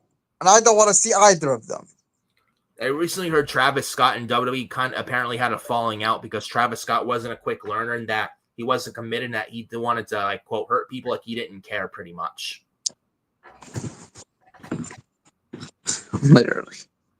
This is how they address WrestleMania 4, ladies and gentlemen. He gave Cody Rhodes a black eye at the Elimination Chamber March 1st for no fucking reason. This guy, Travis Scott. Then he shows up with his own hardcore title, WrestleMania 41 Night 2 main event during Cena vs. Cody. John Cena's last ever WrestleMania match, his last ever World Championship win, and it's forever linked to this fucking doofus. Fucking tainted. A guy who literally all he did was make his entrance for 5 minutes, disrupt the flow of the match. Fiend. Yeah, disrupt the flow of the match. At any heat of that the match may have had, pretty much was killed at that moment. And then The Rock didn't show up. He cost Cody Rhodes the championship. And then he just fucks off afafterwards. And then The Rock didn't get his way because he wanted Cody's soul. They didn't even have a match. He didn't even show up for a fucking match for Cody to get his revenge. And then Rock took his ball pretty much and went home because he didn't get his way. He wanted Cody to go heel, and he was told no, and his ego got bruised again. And mind you, I think the tag match that the Money in the Bank tag match was Cody and Yeet Man against Cena and Logan. Yeah, that was going to be Cena and Travis Scott. Thank God that did not happen. Thank God. Something happened. Literally, that you had a celebrity who did not give a single fuck about this company. Didn't give a single shit about. Didn't give a single shit about the fans. Shows up. He shows up with his fucking hardcore championship. This WWE championship of his. That's very much what it is. It was the WWE championship, but with the word hardcore in it. Oh, sorry to cut you off there, bro. Adam Carl. Indigo. I'm not sure if you've heard of Indigo. He is a big supporter of JD from NY206 and Off the Script. He's a friend of mine. Me and him and friends. Indigo, for the first time here, Furious Nation, the Hardcore Sports comment section. What is up, Indigo? Hope you're doing all right, brother. He says that, and Travis Scott is about to go on tour. Yeah, and also I heard Travis Scott has got some heat on him too. And also Indigo. Also about him. If he was going to go on tour, why did you have him in the fucking main event of WrestleMania? Yeah. If he wasn't even going to commit long term. Yeah. And also Indigo. Like, it's a fucking mess. Yeah, and how are you doing there, Indigo? Yeah, and also I heard recently he recently had an uncle that passed away. I want to say, Indigo, I'm really sorry for your loss, and my prayers and condolences go out to you and your family, and hope you're doing all right, brother. And sending my thoughts and prayers to you and your family. So very sorry for your loss. Yep, and he's a big supporter of not only JD from NY206. Shout out to JD, by the way. Also, shout out to Solid Monster. He's a big listener of Solid Monster as well, of Jason Solomon. The Solid Monster Sounds Off. Two very good podcasters in the game today, both JD and Solid Monster. Both very good at what they do. And David says, Travis Scott sucks. I agree. He says, that was the worst ending ever. Yeah, it was dog shit. It honestly ruined WrestleMania. And The Rock didn't show up either when it was his fucking story. Like, either commit and show up or stay off our television. Seriously. Like, if you're not going to commit, Dwayne, get the fuck out. And stay the fuck away from television and the creative of what Triple H and his team need to do. Like, Rock just shows up when he wants. Like, if that's Rock's attitude, stay off our screens. For real. Serious. But it looks like with Travis Scott pretty much done with WWE, and he's probably not going to show up at SummerSlam, just have Cody win. No double turn, just Cena go face after match and have Cody walk out with the championship. Boom. That's what you do. So that's my prediction on Cody and Cena. Randy Orton and Jelly Roll. Yeah, for the rest of night one prediction. What? For the rest of night one, SummerSlam predictions. Orton and Jelly Roll versus McIntyre, Logan Paul. Jelly Roll, someone who actually cares about the business, unlike Travis Scott. A D-list celebrity in Travis Scott. Jelly Roll's been putting in the work. In fact, he did a nice boss man black hole slam to Logan Paul last night on SmackDown, I saw. Yeah. He's a quick learner, as they may say. Unlike Travis Scott. You can tell. So I'm going with Jelly Roll and Randy Orton here.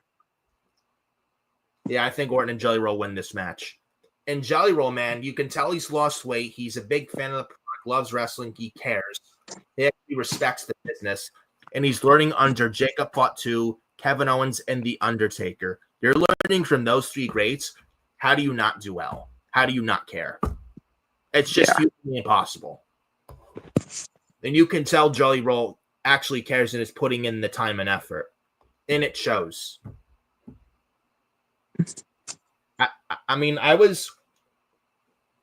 be honest. Before they had this even a thing, I was very pessimistic against it. However, when then Jelly Roll showed up with Logan Paul, I think this was before 7 Nights Main Event and Evolution weekend, even last night, and Jelly Roll started to make me change my mind. And I think he's going to shut a lot of people up on SummerSlam night 1. Yeah. I mean, I expect Jelly Roll to do well. Hopefully he does. I'm going Orton and Jelly Roll winning this. And hopefully Jelly Roll does well. Who knows? He may even pull off a Jelly Destroyer. Who knows? Yeah. Or a Jelly Fly, like a Spanish Fly. Who the hell knows? But I hope Jelly Roll does You got Jelly Swan. Yeah. Swanton Roll. Yeah. But I got Randy Orton and Jelly Roll winning this match against McIntyre and Logan Paul. I think Logan Paul eats the pinfall. Yeah. We got Charlotte and Alexa winning the tag team titles. We both got that. Roman Reigns, Jey Uso versus Bronson Reed and Braun Breaker. I got Roman Reigns and Yeet Man winning this. I don't know how you feel. I'm thinking the same way. I think we're gonna go Jey Uso and Roman Reigns. I mean, Roman is gonna have to get revenge for what happened to him at WrestleMania and the night after, on the Raw after it, when Braun Breaker speared him, and then Paul Heyman obviously betrayed him at WrestleMania. Yeah, low blowed Punk and then Roman. Yeah, I'm going with Roman and Jey Uso. Yeah. This match, I will say, it kind of does feel like last minute. Not that it shouldn't be, not that it's not big. This is a big opportunity. This is a big spotlight for Bronson Reed and Braun Breaker being in the ring with Roman Reigns. But also, Braun Breaker with Roman Reigns will definitely be a WrestleMania main event in the future. Yeah, and also Braun and Roman's WrestleMania worthy. Yeah. It kind of feels like last minute, though, because of the whole Seth Rollins thing, his whole injury. And that, I think, is a work. I mean, it depends on how bad it is, because it does feel like they put Roman in this way. This wasn't supposed to be the match he was gonna be in. No, I mean, honestly, I wholeheartedly believe. I wholeheartedly believe that the plan for SummerSlam this year was gonna be Roman versus Seth. I believe that, and then Seth got hurt. And maybe LA Knight and Jey Uso versus Bronson Reed and Braun Breaker. Now, LA Knight's off the show. It's kind of disappointing. I know, but it's kind of disappointing for LA Knight. Who knows? Maybe he gets involved. Maybe he stops Paul Heyman from interfering. Probably. But I mean, Roman Reigns is a big name. You're not going to leave him off SummerSlam, and he is advertised for the show. First ever 2-night SummerSlam, you're not going to have that without Roman Reigns, so it makes sense to have him on the card. I just do feel bad for LA Knight, and he should be on the card. Yeah, I'm going with Roman and Jey Uso. I think Bronson Reed. I think Roman gets the win by pinning Bronson Reed. Really? Oh, not Braun Breaker, because that's who Roman was taken out by. Don't you think Roman would get his comeuppance on him? I think they'd want to build the match more. I think they want to, because the stable, more than it's to build Braun Breaker as future as the face of the company. I think they'd want to protect him more. You could still find a way to protect Bronson Reed though and make him look strong, even in defeat. Yeah, because you want to make him look good. And how many times? And has Bronson Reed really been pinned a lot lately? I don't know if he has. Has he? I don't think so. I think. I mean, not a lot. I mean, whenever he gets pinned, he's usually the outside interference. So it's not really clean. Right. Yeah, but I think it's gonna be like the same way right there. Maybe he almost gets the win, but then there's Jay makes a save for Roman. Yeah.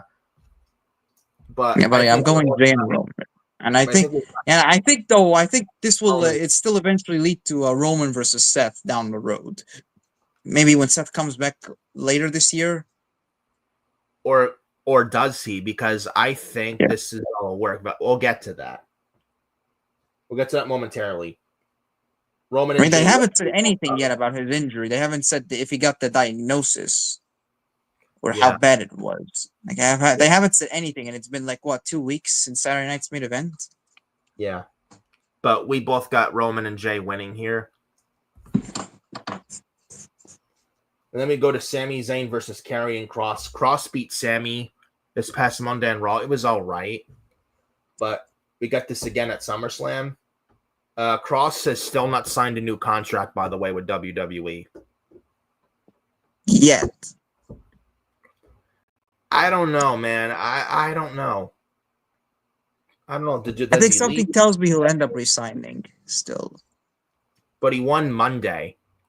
I just don't know if that's a sign, but he still isn't signed according to Sean Ross Sabb of Fightful Select. And whoever wins, what do you like? Who like? I don't know who wins this. This is tough because Kross won on Monday. I would say Kross wins this. I don't think Sami wins. I would like to see Kross win this match.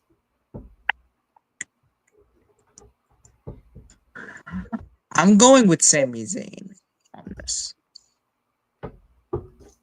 Now, depending on who wins, that's got to indicate, right, if Kross resigns or not. Yeah. Now, I mean, if Kross loses, that may mean he's done. I don't know how you feel, but I don't know. Because he still hasn't signed a new contract yet. I don't know what they're waiting for, but...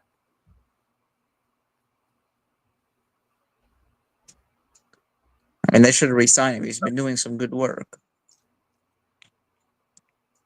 He has. And he's been getting over lately. Yeah. So I'm actually going to go Karrion Kross, and hopefully he signs a new deal, and he deserves it. So you got Sami Zayn, I got Karrion Kross. Gunther, CM Punk, main event of night one for the World Heavyweight Championship. I'm going to go CM Punk winning the title. However, and this is all Seth Rollins' injuries will work, and he cashes in on CM Punk after he beats Gunther, and Seth takes the title off Punk after Punk just beats Gunther for the title. And because remember, Seth said, Punk, you're not going to be world champion ever as long as I'm alive. And that plays into this story. And no one's, like you said, there's no diagnosis on Seth's injury, if he's going to be out that long or not, if the injury's that serious. Who knows? Maybe this whole thing is a work. Who the hell knows? But I'm going Punk winning the title off Gunther and Seth cashes in. Heist of the Century #2 at SummerSlam. If this whole injury is a work, let's just say, if this injury is indeed a work, I think Seth Rollins cashes in the middle of the match. Like he did Brock Lesnar, Roman Reigns, WrestleMania 31. Yeah, he cashes in the middle of the match and he wins the World Championship. And that was during Brock vs. Roman WrestleMania 31 in 2015. Heist of the Century. Yeah. I mean, well, he did say that, you know, as long as he's here, CM Punk will never be world champion. Yeah. Why would he let Punk win the title and then he can cash in afterwards? I mean, he could just cash in the middle of it to keep the promise that Punk will never become world champion as long as he's here.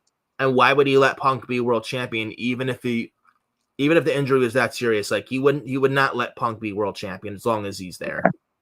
Yeah. So if I really think this whole Seth Rollins injury thing, bro, is a work.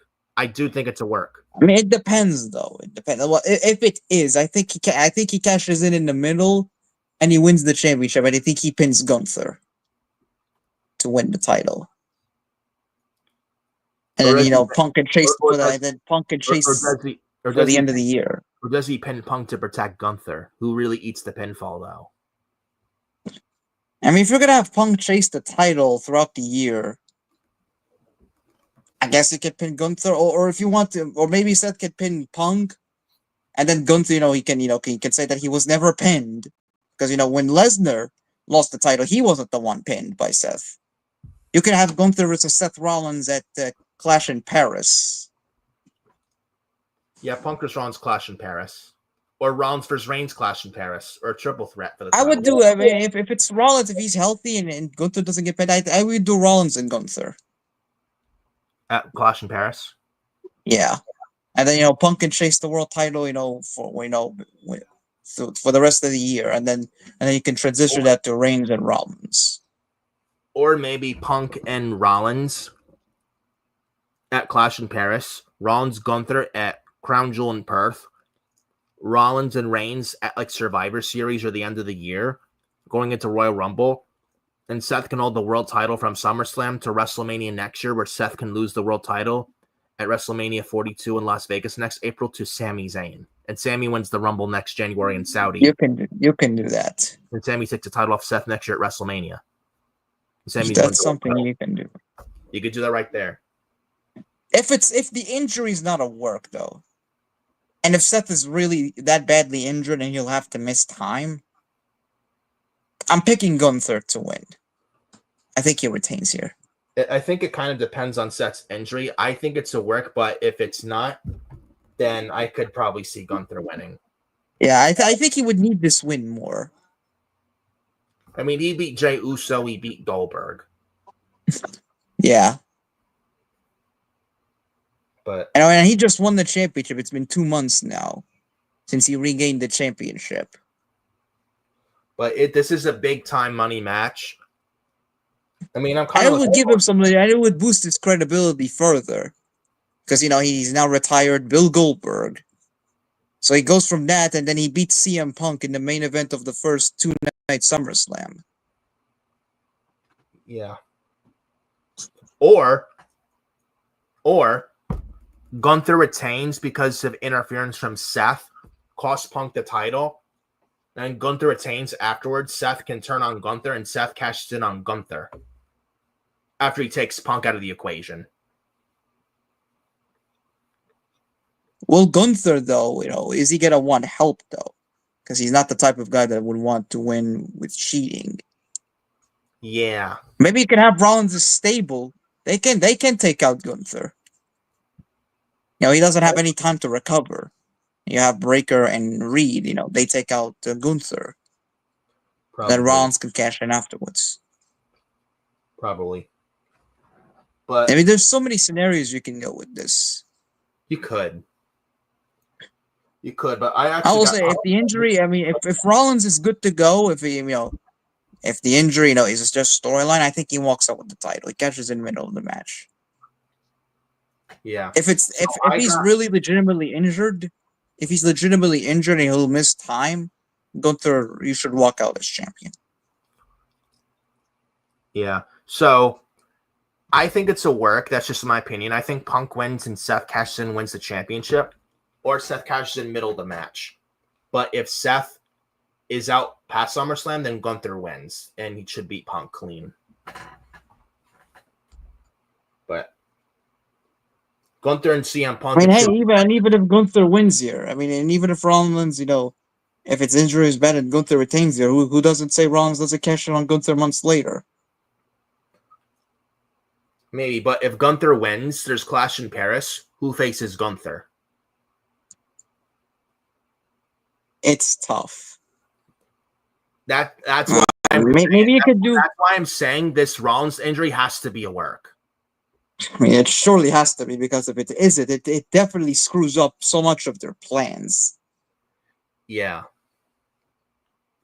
Because this is your top stable: Rollins, Breaker, Reed, Heyman. This is your top stable on Raw. This is your top angle on the show. All three guys, they want to take control of Raw. They want to hold the power. How could they hold the power if the most important guy in the group isn't even there? Exactly. I think it's a work. I really think it's a work. But all right, hopefully. Yeah, we then go to night 2. Rhea Ripley, Io Sky, Naomi, triple threat for the women's world title. I got Naomi, and I'm very happy she's women's world champion. And man, and you saw on Raw now as women's world champion. Damn, is Naomi very good, and she's killing it as a heel, might I say. This has been the best year of her fucking career. Yeah. Oh, but it still doesn't make sense. She cashed on a fucking Raw title at Evolution. Why is she not cashing in with Jay, Tiffany, and Bianca? This still is fucking illogical as fuck. And you're still happy that she cashed in on Io and Ripley. This still is fucking an illogical mess. I bet it is not illogical. Guaranteed. Some people thinking on social. Edge, a Raw guy, cashed in on the World Heavyweight Championship. This isn't Edge. Naomi isn't Edge. This isn't that. He was a Raw guy, cashed in on a SmackDown belt. Naomi was feuding with Jade Cargill with Bianca Belair. Why would she cash in on a fucking Raw championship? You know what Edge was doing around the time? He was feuding with Randy Orton. A Raw guy, too. But why did Naomi not cash in on Jade, Tiffany, and Bianca at SummerSlam? Because that storyline is over. No, it's not. It was concluded at Evolution. No, it's not. I didn't see it. No one felt that way. It was. Jade won again. Clean. But the Jade has a title match, and Bianca could have turned heel on Jade with Naomi at SummerSlam. You dropped the ball on that. Paul Levesque dropped the ball on that. You dropped nothing. You end the storyline. You don't continue it past its expiration date. No, Triple H is long-term booking. That's long-term booking. That's dragging out booking. Like the Death Riders, they dragged for a year. And Hangman Page is still feuding with the Death Riders, by the way. But you end the storyline at the right moment. They ended this. Naomi's part of the storyline with Jay. That ended an Evolution. You move on to something new. Yeah. And she's on the run of her career. You don't stagnate her. Exactly. You're not gonna just do Jay versus Naomi for forever. That's true. There's a time, there's a beginning, there's a middle, and there's an end. Exactly. But Naomi, Rhea, and Io, I got Naomi retaining, as she should. She just won the title. There's no reason whatsoever to take that title off her. But this should be a this should be a banger at SummerSlam. I'm looking forward to it. Yeah. So I think Naomi too. There's no reason for her to lose it. Now, do you think this would be? I don't think it's going to be better than Bianca, Rhea, and Io for WrestleMania 41 Night 2. I don't think it's going to be better than that because that's a match of the year candidate for this year, hands down. But this should be a good match nonetheless. Yeah. Now, whoever wins this match is going to get Stephanie Vatcare at Clash in Paris for the Women's World Title. I think Naomi wins this. She gets Stephanie Vatcare at Clash in Paris. And I think Naomi could drop the title to Stephanie at Clash in Paris, August 31st. I could see it. Especially rumors I'm reading recently that Stephanie Vatcare is going to get a big rocket launch back, apparently, something along those lines. That they're ready to push her big and very soon. So that means Stephanie Vatcare could win the Women's World Title at Clash in Paris from Naomi, possibly. It could happen. And Stephanie Vatcare is this hot. And I know Naomi's on the run of the best heel run of her career right now, but Stephanie Vatcare is also really red hot right now. You got to strike while the iron is hot with Stephanie Vatcare. So it's tough if you do that match for Clash in Paris. I'd say Naomi retains at SummerSlam, and then she could possibly drop the championship to Vatcare at Clash in Paris. I think that's what they do. And then you could have Vatcare versus Rhea maybe and Perth. Maybe at Crown Jewel, and Rhea could pass the torch to Stephanie because I think around the time they have a draft, and I think Rhea Ripley gets drafted to SmackDown, and Rhea's last match as a Raw wrestler at Crown Jewel in Perth, she could do the job for Stephanie and Vatcare and put her over there. Yeah, and you could then you can start building to Rhea versus Bianca for the women's title on SmackDown going into WrestleMania 42. I think is what you could do. Yeah, that's how you book it there. I think that's what you basically mapped out 4 months of television there. Your two women's, this is my prediction for the two women's title matches for WrestleMania 42. Women's World Title, Stephanie Vatcare versus Io Sky, or Women's World Title, Roxanne Perez versus Liv Morgan. One of those two. Then for the Women's World Title. For the women's title, Bianca Belair as a heel versus a babyface Rhea Ripley. There you go. Now that is long-term booking. Absolutely. No doubt about that at all, bro. I'm going Naomi retaining. This should be a damn good match, and I'm looking forward to it. And I will be at SummerSlam both nights, by the way, live. This is what you bought a ticket for. Yeah. Reads one thing, you're going to see the return of the legendary, the greatest of all time. Who's that? Omos. Well, I actually heard he's in wrestling in Japan or something, by the way. Or no, AAA, sorry. In AAA. Carl's froze again. Pyro, what's up, bro? He says if there's one thing about Triple H, long-term booking. See, right there. There you go. Could not have said it better, Pyro, brother. Could not have said it better. Then he says, I definitely can see Rhea giving Stephanie her moment. Yeah, like I said, Stephanie Vaquer beats Naomi for the title at Clash in Paris, Perth, Australia, Crown Jewel, October of 2025. Around the time of draft, Rhea Ripley gets drafted to SmackDown, goes into Crown Jewel, stay facing Vaquer for the Women's World title. She can do the job for Stephanie, put her over, before Rhea can do her duties on SmackDown, and we start building towards Rhea and Bianca for the Women's title at WrestleMania next year. Then Pyro says, Omos wrestling in AAA. I can see him making a few matches for WWE. Maybe. We'll see. But that's one of the news recently on Omos. He is apparently being sent down to AAA. Probably to improve his in-ring skills, but we will see. But so Naomi, Rhea Ripley, Io Sky. I think Adam Carl and I both got Naomi on this here. Adam Carl's back. Adam Carl, you got Naomi. You got Naomi winning this, right? Triple yeah. And so do I. Becky Lynch, Lyra Valkyria, Women's Intercontinental Championship on the line. No DQs, no countout, last chance match. Lyra's last chance of the Women's Intercontinental title. This could potentially steal the entire weekend, in my opinion. And if there's one match, number one, I'm looking forward to that entire show, both nights combined, it's this match. This is a potential show stealer. Their first two matches were fucking great. First one being very good. Second match better. I could expect this to be no different whatsoever on this show. SummerSlam Night 2. Becky versus Lyra.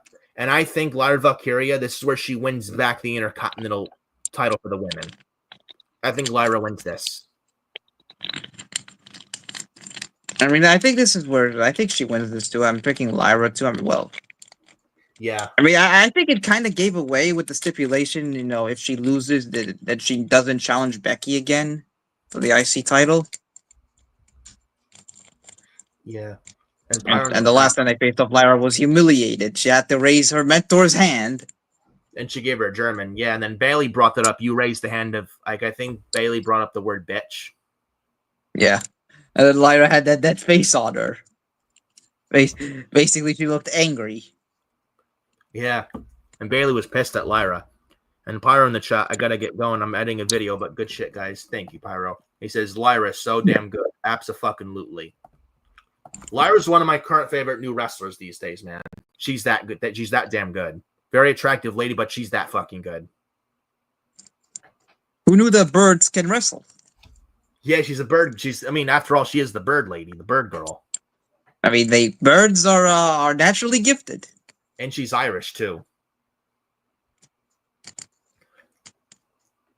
And let's get the IC title soon on Sheamus. Yeah. So that the Irish could take over, that the Irish people are IC champions. Yeah. But I want to point out Becky Lynch. About Becky Lynch. Is she selfish? I mean, to an extent. But, again, you can tell she genuinely cares. This Becky Lynch. Look at what she's done for Lyra since Becky came back. WrestleMania this past April in Las Vegas. Look what Becky's done for Lyra. And getting Lyra to where she is now. And I do feel like Becky Lynch cares because when she can't wrestle and do this physically anymore, she wants to make sure the women's division in WWE is in good hands, with Lyra being one of them. And you can tell Becky genuinely cares. This most of this feud, Lyra's looked pretty damn good in the feud with Becky, and then you got Bayley involved. So I don't know how you feel. That's how I feel about Becky Lynch. Yeah. Yeah, I would say this feud has definitely elevated Lyra to being a true main eventer in the division. I think next year, she wins the women's championship. It's a possibility. Yeah. Definitely a possibility. If they don't do Roxanna Liv or Stephanie versus Io, Lyra's an option right there. Yeah. You know? And Lyra Valkyria, I do truly believe is one of the future pieces of the company as well, like a bunch of other people in the company as well. Lyra's one of them. And you see how high that they are on Lyra. Now, I think Lyra Valkyria wins this match just based off the stipulation. Now, Lyra wins the title back. I don't know if Becky is going to go away for a while. If she does, they're going to need a damn good heel for Lyra to feud with. They did at Becky, though, I will say. She did film Happy Gilmore. Happy Gilmore, too. I haven't seen it yet. Mitch has seen it. He said it was very good. I've yet to see it. She did film it, so I'm not sure if she's going away for a while. Yeah. And she just recently returned. So is she going to go on a hiatus this quickly? Or maybe take a few weeks off. I don't know. But probably. Let me ask you this. Now, Bayley's teased a heel turn recently. Does Lyra win the title here back at SummerSlam from Becky Lynch? Then coming out of SummerSlam, we get Bayley turning heel. We get a heel Bayley and a face Lyra for the IC title following SummerSlam. Because Bayley recently has teased a heel turn. Even recently so, Bayley got her and Lyra a women's tag team title match because when Lyra and Bayley fought on Raw in that 2 out of 3 falls, Lyra won. Bayley did not look happy about it. Then she got her and Lyra a women's tag title match so Bayley could be on the show. So Bayley is still pissed with Lyra, and they're teasing a Bayley heel turn. I even saw on X. It was after SmackDown went off the air last night. Bayley came out, acted very heelish, and got booed. Talking to Lyra.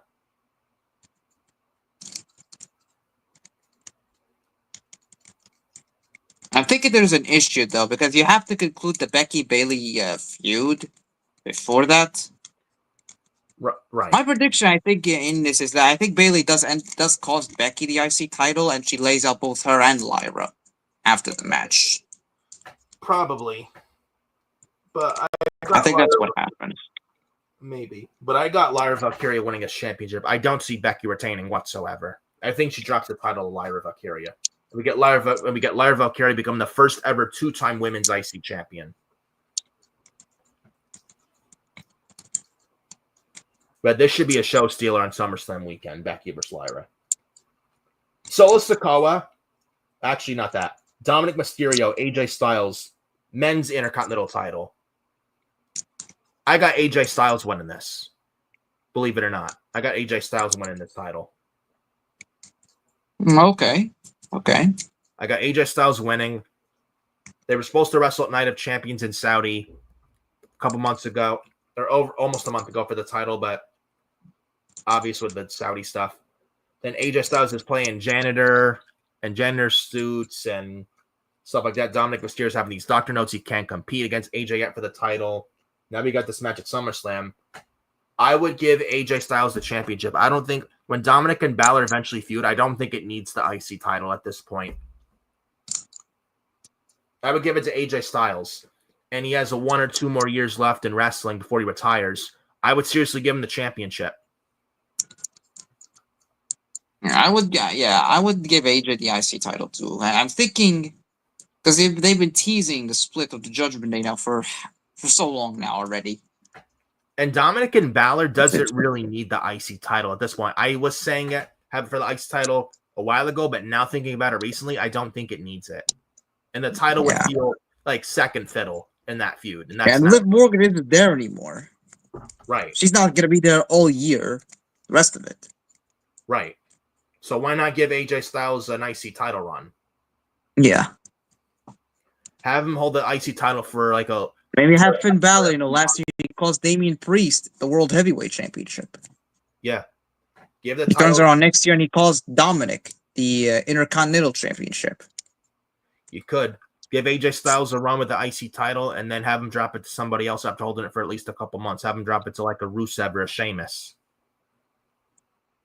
Just give Sheamus his IC title win already. Please. Yeah, right?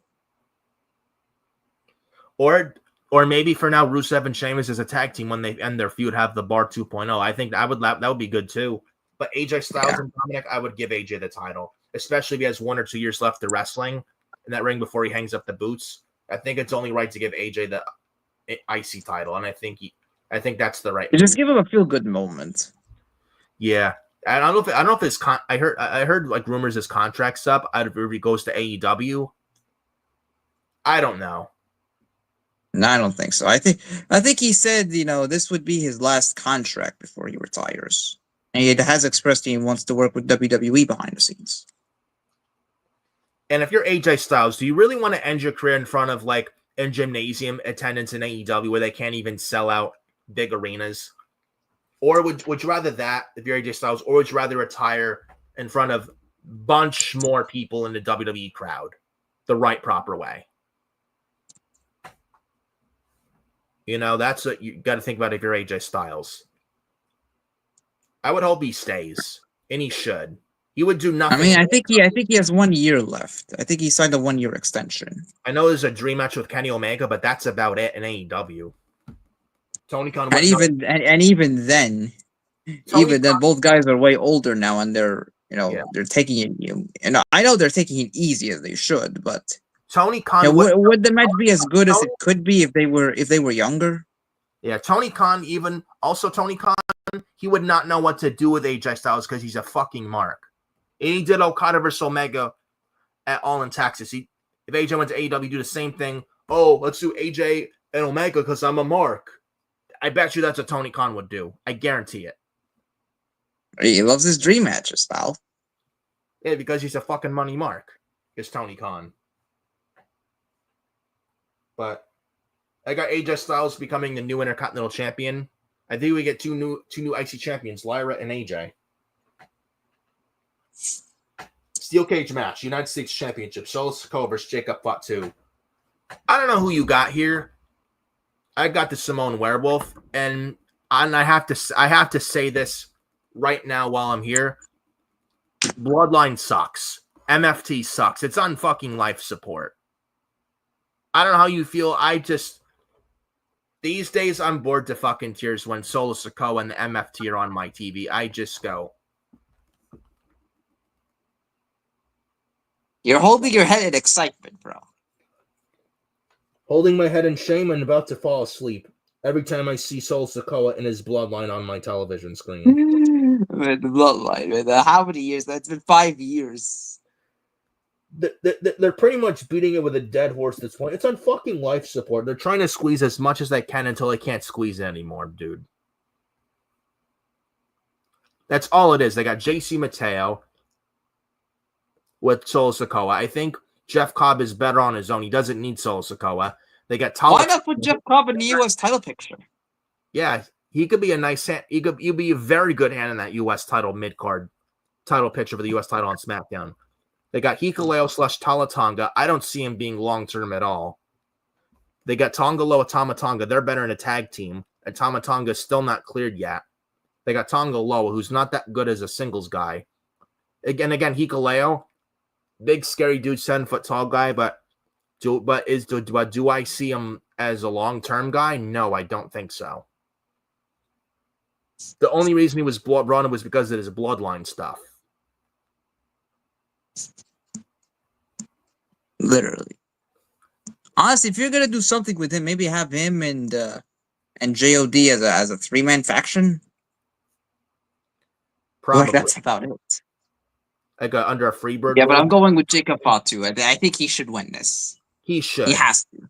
Solo cannot win. And Solo Sikoa, U.S. champion. This should be the end of the bloodline. Then again, we thought it was going to be the end of the bloodline a long time ago, and that continued. As soon as Solo Sikoa, dude, won the U.S. title at Night of Champions because of Hikuleo's help, first 2 weeks, Solo Sikoa's U.S. champion, pinned clean. I don't see Solo holding that title long at all. I think it's going right back to Jacob Fatu at SummerSlam. This is why this is a steel cage match, so that nobody should interfere now. Yeah. I'm hoping to God that Jacob Fatu wins. Solo cannot fucking win. I'm picking Jacob Fatu to win this. I mean, I don't hate Solo Sikoa, but the guy just does nothing for me. He's boring. He's just not ready for a big time spot. He's just not it. He's just not.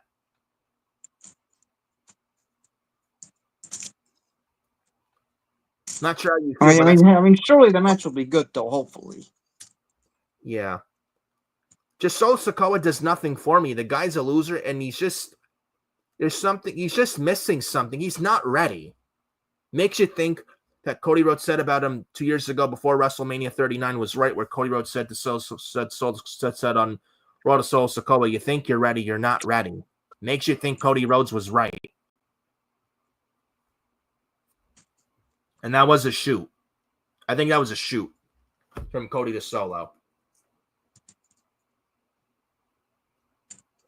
Even John Cena ripped Solo a new asshole before Crown Jewel 2023 2 years ago, and Solo beat Cena clean with 11 Simone spikes. After that, months after that, Solo Sikoa, lose, and lose. All he did was fucking lose. He was the punching bag for the bloodline going into 2024. Then Roman lost his titles to Cody Rhodes WrestleMania 40 in Philly, night 2, last year. And coming out of that show, then all of a sudden, Solo Sikoa's position as a top threat on SmackDown when he lost so many times going into WrestleMania 40. Like, what? Like, it doesn't work that way. You can't have someone lose so many times and all of a sudden they're an immediate threat to a world title picture on SmackDown. That doesn't work that way. Like, no one takes Solo Sikoa seriously at all. They still don't. He's just not it. I'm sorry, he's not. He's not ready for a prime main event like spot on top of WWE. He's not ready right now. The right thing to do is to give this U.S. title back to Jacob Fatu, and we end this bloodline Jacob Fatu story. And they move Jacob Fatu on to somebody else. Just get him away from the fucking bloodline.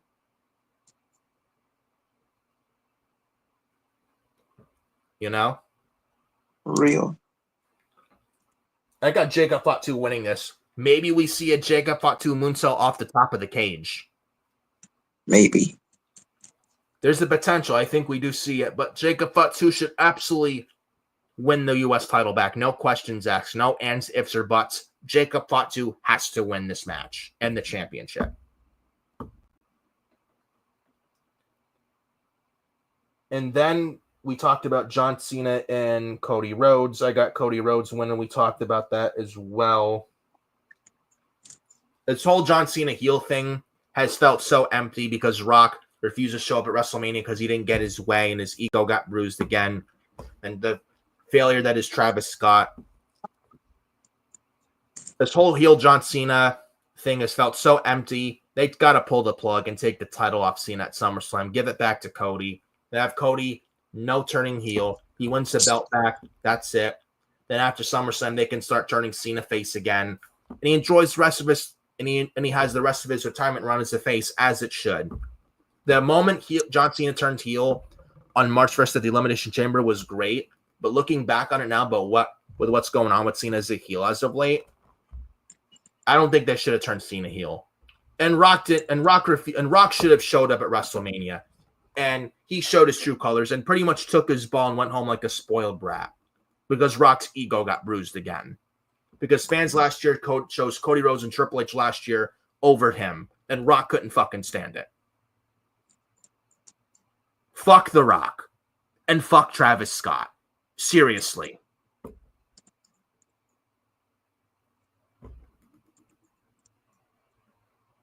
I'm sure you probably feel the same way, dude.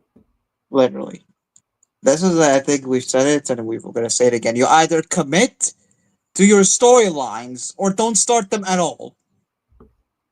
This was Rock's story, and he did not show up. Instead, we got fucking Travis Scott, and it tainted WrestleMania and tainted Cena's heel run. Tainted it. To the point now where you have to pull the plug and take this title off of Cena. You have to. Because that's how fucking bad it was. That's how bad fucking Dwayne sabotaged it. Because Mr. Dwayne Johnson didn't get his way. Because he took his ball and went home like a spoiled fucking child. Fuck Dwayne. Fuck him. Oh, everything's a work. So you have time to show up on Pat McAfee's show, but you can't have time like you can show up on Pat McAfee's show, have time for that, but you can't be bothered to show up at WrestleMania, Dwayne, when it's your fucking story. When it's your story. Embarrassing. Rock totally threw them under the bus big time. Shame on The Rock. Shame on him. But those are your SummerSlam predictions for Night 1, Night 2, SummerSlam 2025. First ever. I think we predicted the tag title match. Stadium. Oh no, we didn't. No, yeah, 6-pack. Well, yeah, we didn't do that yet. 6-pack challenge, 6-pack TLC match for the WWE Tag Team titles. Wyatt Six, DIY, Motor City Machine Guns, Andrade Ray Phoenix, Street Profits, and Axiom. Or Fraxium, rather. Sorry, Fraxium. Axiom and Nathan Frazier of Fraxium. I know the Wyatt Six just won them. I don't see them doing anything with those titles long term. They were never going to lose the titles last night because they just won them. It was their first tag title defense. I either got the Wyatt Six winning, or do you give these titles to Andrade and Ray Phoenix? Because they're the hottest tag team right now with the most momentum. Honestly, if I'm being honest here, I'm going to give the tag titles to Andrade and Phoenix. Yeah, at least it's a match where the Wyatt Six can't get pinned. It does protect all teams because there's no pinfalls or submissions in a TLC match. Yeah. Now, 3 of these 6 teams had a TLC match for the tag titles and a match of the year Kansas at the SmackDown after WrestleMania. That was fucking awesome. You had it was the Street Profits and Motor City Machine Guns and the DIY. Yeah, that was incredible. That was awesome stuff.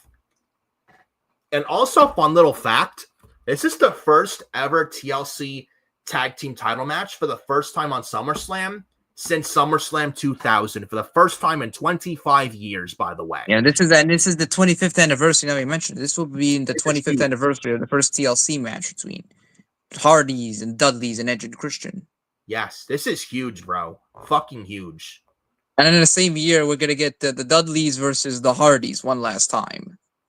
Yep. Coming out of Slammiversary. I have no problem with this. And might I say that SmackDown Tag Division, and they should have been on the WrestleMania card. Them on SummerSlam, I think, kind of makes up for it. They should have been on WrestleMania instead of the New Day and the War Raiders. Absolutely no doubt about it. No ands, ifs, or buts. I'm happy they're on SummerSlam, where they should have been on WrestleMania, but I'm very glad they're on SummerSlam. I'm sure you feel the same exact way. Honestly, and if I'm being honest here, if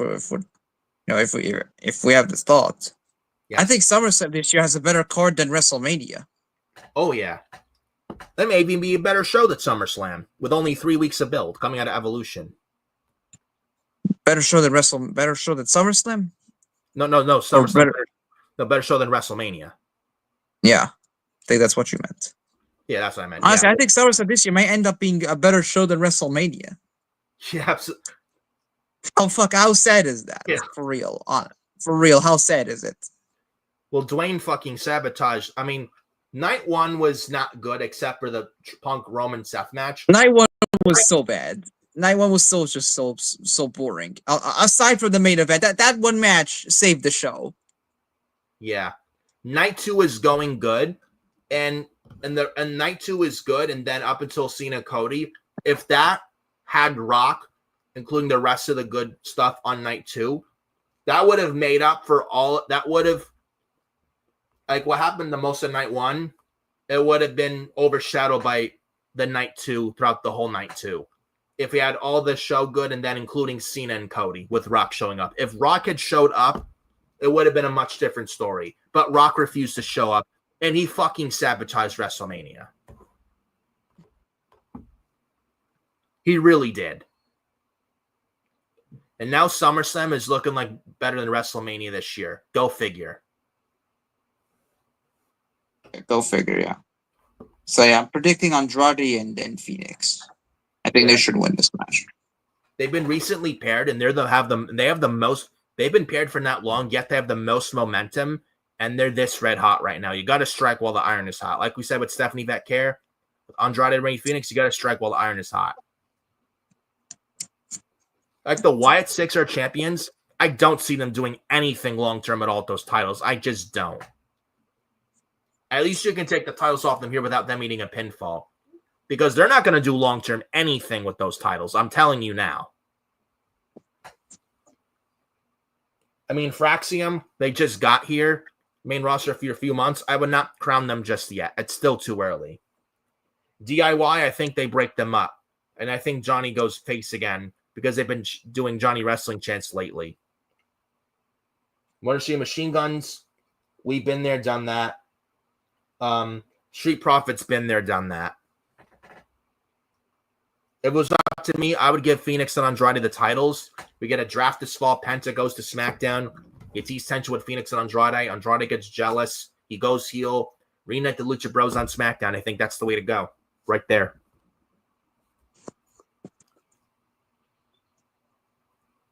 I don't know how you feel. How I feel.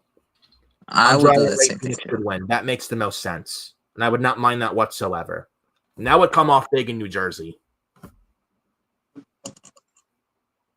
And Andrade and Rey Fenix they've been doing great as a tag team lately. Love their matches with DIY and Fraxium. Very, very good stuff. Show stealers. So I think we get new tag team champions at SummerSlam. And I think Andrade and Rey Fenix win the tag titles. I think the titles should come off the Wyatt Six at SummerSlam. And those are your SummerSlam predictions for SummerSlam Night 1, Night 2, New Jersey, MetLife. And again, I will be there live both nights. Those in the comment sections, I may run into you guys at SummerSlam. Love to see you. 3 weeks, a couple weeks build. I mean, not that much excited for SummerSlam, though I am excited just because it's the first ever 2-night SummerSlam and the card looks pretty good. Honestly. They may add 1 or 2 more matches, but yeah. And then real quick before we end the video, there's some great SummerSlams and moments, matches. Bro, if I had to name some favorite SummerSlam moments, matches, SummerSlam. Oh, what happened to Adam Carl? Uh-oh. But as I was saying, SummerSlam.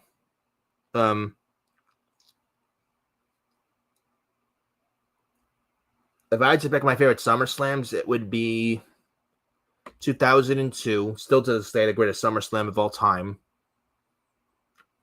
It would be also SummerSlam 2008. Definitely that. SummerSlam 2005. SummerSlam 2006. Other favorite SummerSlams. I would say SummerSlam 2018 was decent. I was there live at Barclays in Brooklyn. SummerSlam 2016, John Cena, AJ Styles stole the show. 15 was not bad. SummerSlam 2015 wasn't bad. SummerSlam 2013 was not a bad show either.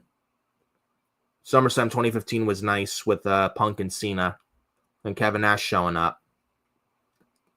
Then Orton and Christian and No Holds Barred for the World Heavyweight Championship with Randy Orton versus Christian. SummerSlam 09 was a decent show. You had Jeff Hardy, CM Punk, and a TLC match for the world title where Undertaker returned. Really, really, really good stuff with that. 07 was nice with the returns of Rey Mysterio and Triple H. SummerSlam 2008 with the Undertaker returning, Hell in a Cell versus Edge at SummerSlam 2008. Undertaker returned, came back, won the match, and quote-unquote sent Edge to hell with a choke slam off the ladder and through the ring when they were in the ring in the cell after Undertaker won the match against Edge. Really great stuff. Batista vs. John Cena, SummerSlam 2008. You had that as well. Hulk Hogan, Shawn Michaels, SummerSlam 05. You had what else do you have? Or Cena, SummerSlam 07 and 09 for the WWE titles. The WWE title both those two SummerSlams. Triple H, Shawn Michaels, SummerSlam 02. Hey man, you back? He's shit. There you go. No, I'm sure he'll be back. But Shawn Michaels, Triple H, SummerSlam 02, where Shawn Michaels came back after being out with a back injury, retired for like 4 years. Brock Lesnar, The Rock, WWE title, SummerSlam 02. Eddie Guerrero, Rey Mysterio, in a ladder match for the custody of Dominic at SummerSlam 2005 as well. Just so many other great matches and moments and stuff for SummerSlam, man. Shawn Michaels, Bret Hart, Undertaker, 1997 SummerSlam. Shawn Michaels is the referee for the WWF Championship, which pretty much started the Attitude Era, where if Bret Hart lost and didn't win the title, he wouldn't compete in the U.S. again. Or if Shawn Michaels didn't call the match down the middle, he would never compete in the U.S. again. It led to Shawn Michaels hitting Undertaker in the head with the steel chair accidentally when Bret Hart ducked. And that was where Bret won the title. When Shawn had to make the 3 count, it was like 1, 2, then, and he had no choice but to do the fair 3 count for Bret. And Bret won the title. And that was the start of the Attitude Era, and this only beginning of starting the rise of DX, where Shawn turned heel in the fall of '97, formed DX with Triple H, then Hunter Hearst Helmsley, and the beginning of the Attitude Era. Hey man, what's up? I'm sorry for what's going on. Yeah, no Just worries. internet problems. No worries at all, man. But bro, I gotta ask you, your favorite SummerSlam matches and moments and favorite SummerSlams, if you had to name any. My favorite SummerSlam matches.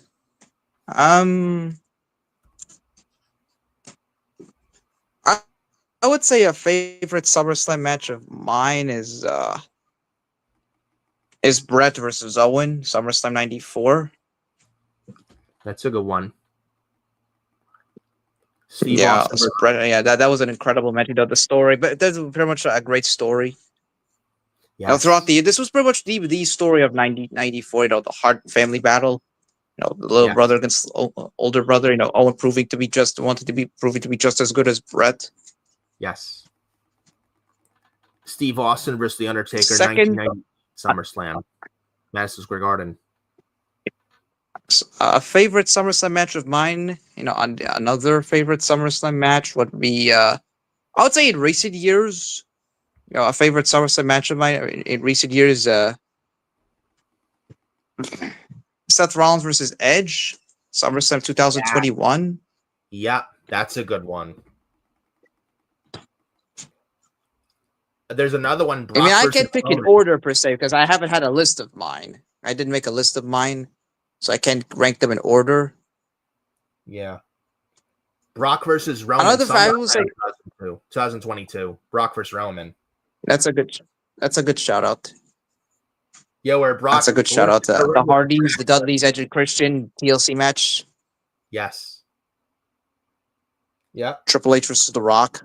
Ladder match in SummerSlam 98. Yes, in Madison Square Garden. Jeff Hardy versus CM Punk, SummerSlam 09, TLC match. Yeah, that swanton off the ladder off the outside through the announce table was crazy. Then the return of the Undertaker. That's a favorite SummerSlam moment right there. An all-time SummerSlam moment for me right there. You know, Jeff Hardy doing the swanton from the top of that giant ladder. And that was Jeff Hardy's last SummerSlam when he left the WWE shortly after that, his second run with the company. That was where Undertaker came back, chokeslammed Punk after he just won the title. A favorite SummerSlam moment for me? I say the return. I would say it's tough. Because, you know, there's so many great moments from that show. It's really tough.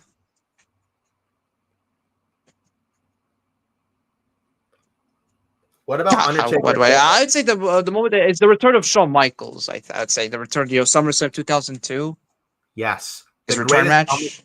The greatest SummerSlam of all time, by the way. Yeah. Yeah, that was a great match. An all-time favorite of mine. Shawn Michaels, Triple H on Ascension. Yep, Triple H had just turned heel in 2002.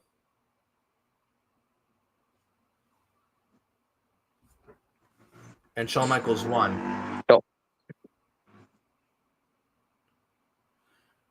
Well, the return of Brock Lesnar, SummerSlam 2021. That was a great moment. Yeah. Brock Lesnar becoming the youngest WWE champion in history at SummerSlam 02, beating The Rock. Well, here's a fact. One of my favorite SummerSlam matches of all time. It's probably a kind of a fun one. One maybe somebody don't expect. Brock, squashing Cena. Yeah, SummerSlam 2014. SummerSlam 2014. Yeah, mugging, yeah. Yeah. The greatest squash match of all time. Nothing would ever replicate it. Nothing will ever duplicate it. It wasn't even close, that match. Eat, sleep, suplex, repeat. Suplex, repeat. Only beginning of Suplex City.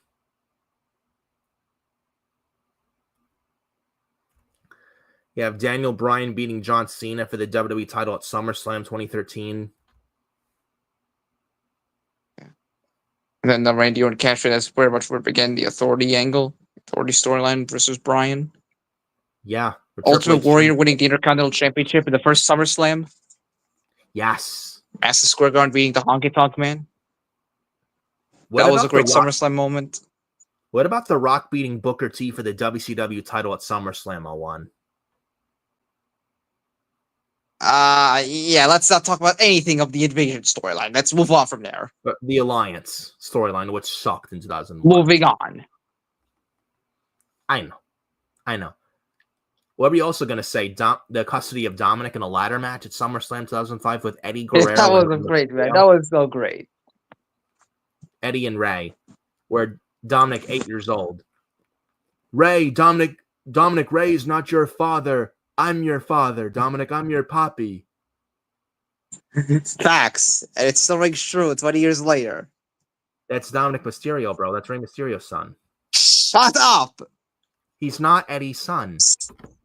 He is. Always has been. Always will be. And Ray's like, don't go there. Eddie went to the lawyers. He went to the courts. And he was legally and biologically the father of Dominic.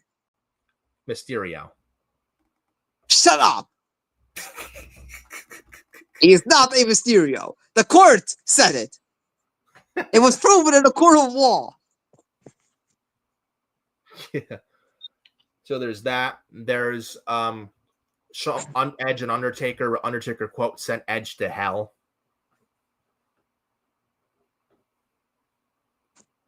You had Batista versus John Cena for the first time ever, where Batista won with the mid-air Batista bomb, then the big boot, then the second Batista bomb. That was SummerSlam 2008 in Indianapolis, Indiana. You had, he also had Orton and Christian SummerSlam 2011, no holds barred for the World Heavyweight Championship as well. Oh, CM Punk Randy Orton winning his first World Heavyweight Championship. Yeah, from Benoit. SummerSlam 2004. Yeah, Orton becoming the youngest world champion ever. When he the night before he was kicked out of Evolution. Which actually, the night he was kicked out of Evolution, fun little fact, that was actually my 8th birthday, by the way. Yeah, happy birthday. Yeah. Evolution is a mystery. Yeah, or Triple H gave the thumbs up. Then they dropped Orton and beat the hell out of him and busted him open. So you are the one who kicked Randy Orton out of Evolution. It was you. Well, and again, Evolution is a mystery. Yeah. We also had a legendary SummerSlam moment. We had the greatest World Heavyweight Champion of all time, the Great Khali, versus Batista. Oh my God, that was so bad. Kadabra, you're holding your head in excitement there. Wasn't this a favorite match of yours? So much so the match ended in a fucking DQ. Yeah, oh my God. Yeah, you were holding your head in excitement, right? Yeah, so much so I wanted to see Kali lose that title so bad, and then when the match ended DQ, I was like, fuck. Again. And then the storyline dragged afterwards. Yeah. He had Rey Mysterio come back beating Chavo. Great Khali is World Heavyweight Champion. This is what was happening to WWE in the summer of 2007 post Benoit. Everybody was getting suspended left, right, and center. Yep. They had nobody because of the wellness policy. Yeah. Everyone violating the wellness policy almost. Yeah. Great Khali happened to be the lucky one. Yeah, he hit the jackpot. Yeah. I mean, hey, good for him. Yeah. Well, SummerSlam this year, New Jersey. SummerSlam this year, New Jersey. The first SummerSlam in New Jersey since 2007. Fun little fact. SummerSlam 07, they were at the former Izod Center. Now no more. That was right across the street from MetLife Stadium in East Rutherford, New Jersey. And I've been to Izod Center many times for WWE shows, especially for SmackDowns back in the late 2000s. It's a fun little fact. Not SummerSlam. See what you did there. See what you did there, Great Khali. Yeah. See, everybody hated his title reign so badly that SummerSlam had to wait 18 years to get to return to New Jersey. Yeah. You had Triple H versus King Booker, Rey Mysterio versus Chavo Guerrero, and the return matches for Rey Mysterio and Triple H, respectively. Very, very cool moments, especially the intro of Triple H's return for that match with King Booker. Incredible. That was awesome. That was after Triple H came back from his second quadricep muscle injury. That was like the gentleman, we can rebuild him. That was great. Crowd went nuts for him, for Triple H. Yeah, John Cena. I think I get a. And John Cena, Randy Orton for the WWE the main event. That was only the beginning of the trilogy of Orton versus Cena. Only the beginning. And I think I gotta get out of here right now. Right. So end the video there. So I guess that is that for the episode 5 of the Forbidden Podcast. But we appreciate you guys so much for joining us. Hit the like on the video. Subscribe to Furious Nation Hardcore Sports. Hit the bell for all notifications.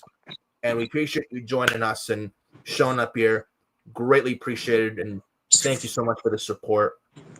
And follow me, FioreNick579, and follow me on Instagram, TikTok, Facebook. Links in the description. Follow Adam Carl on X and Instagram, Facebook, TikTok as well. Adam Carl, any final words before we get the hell out of here?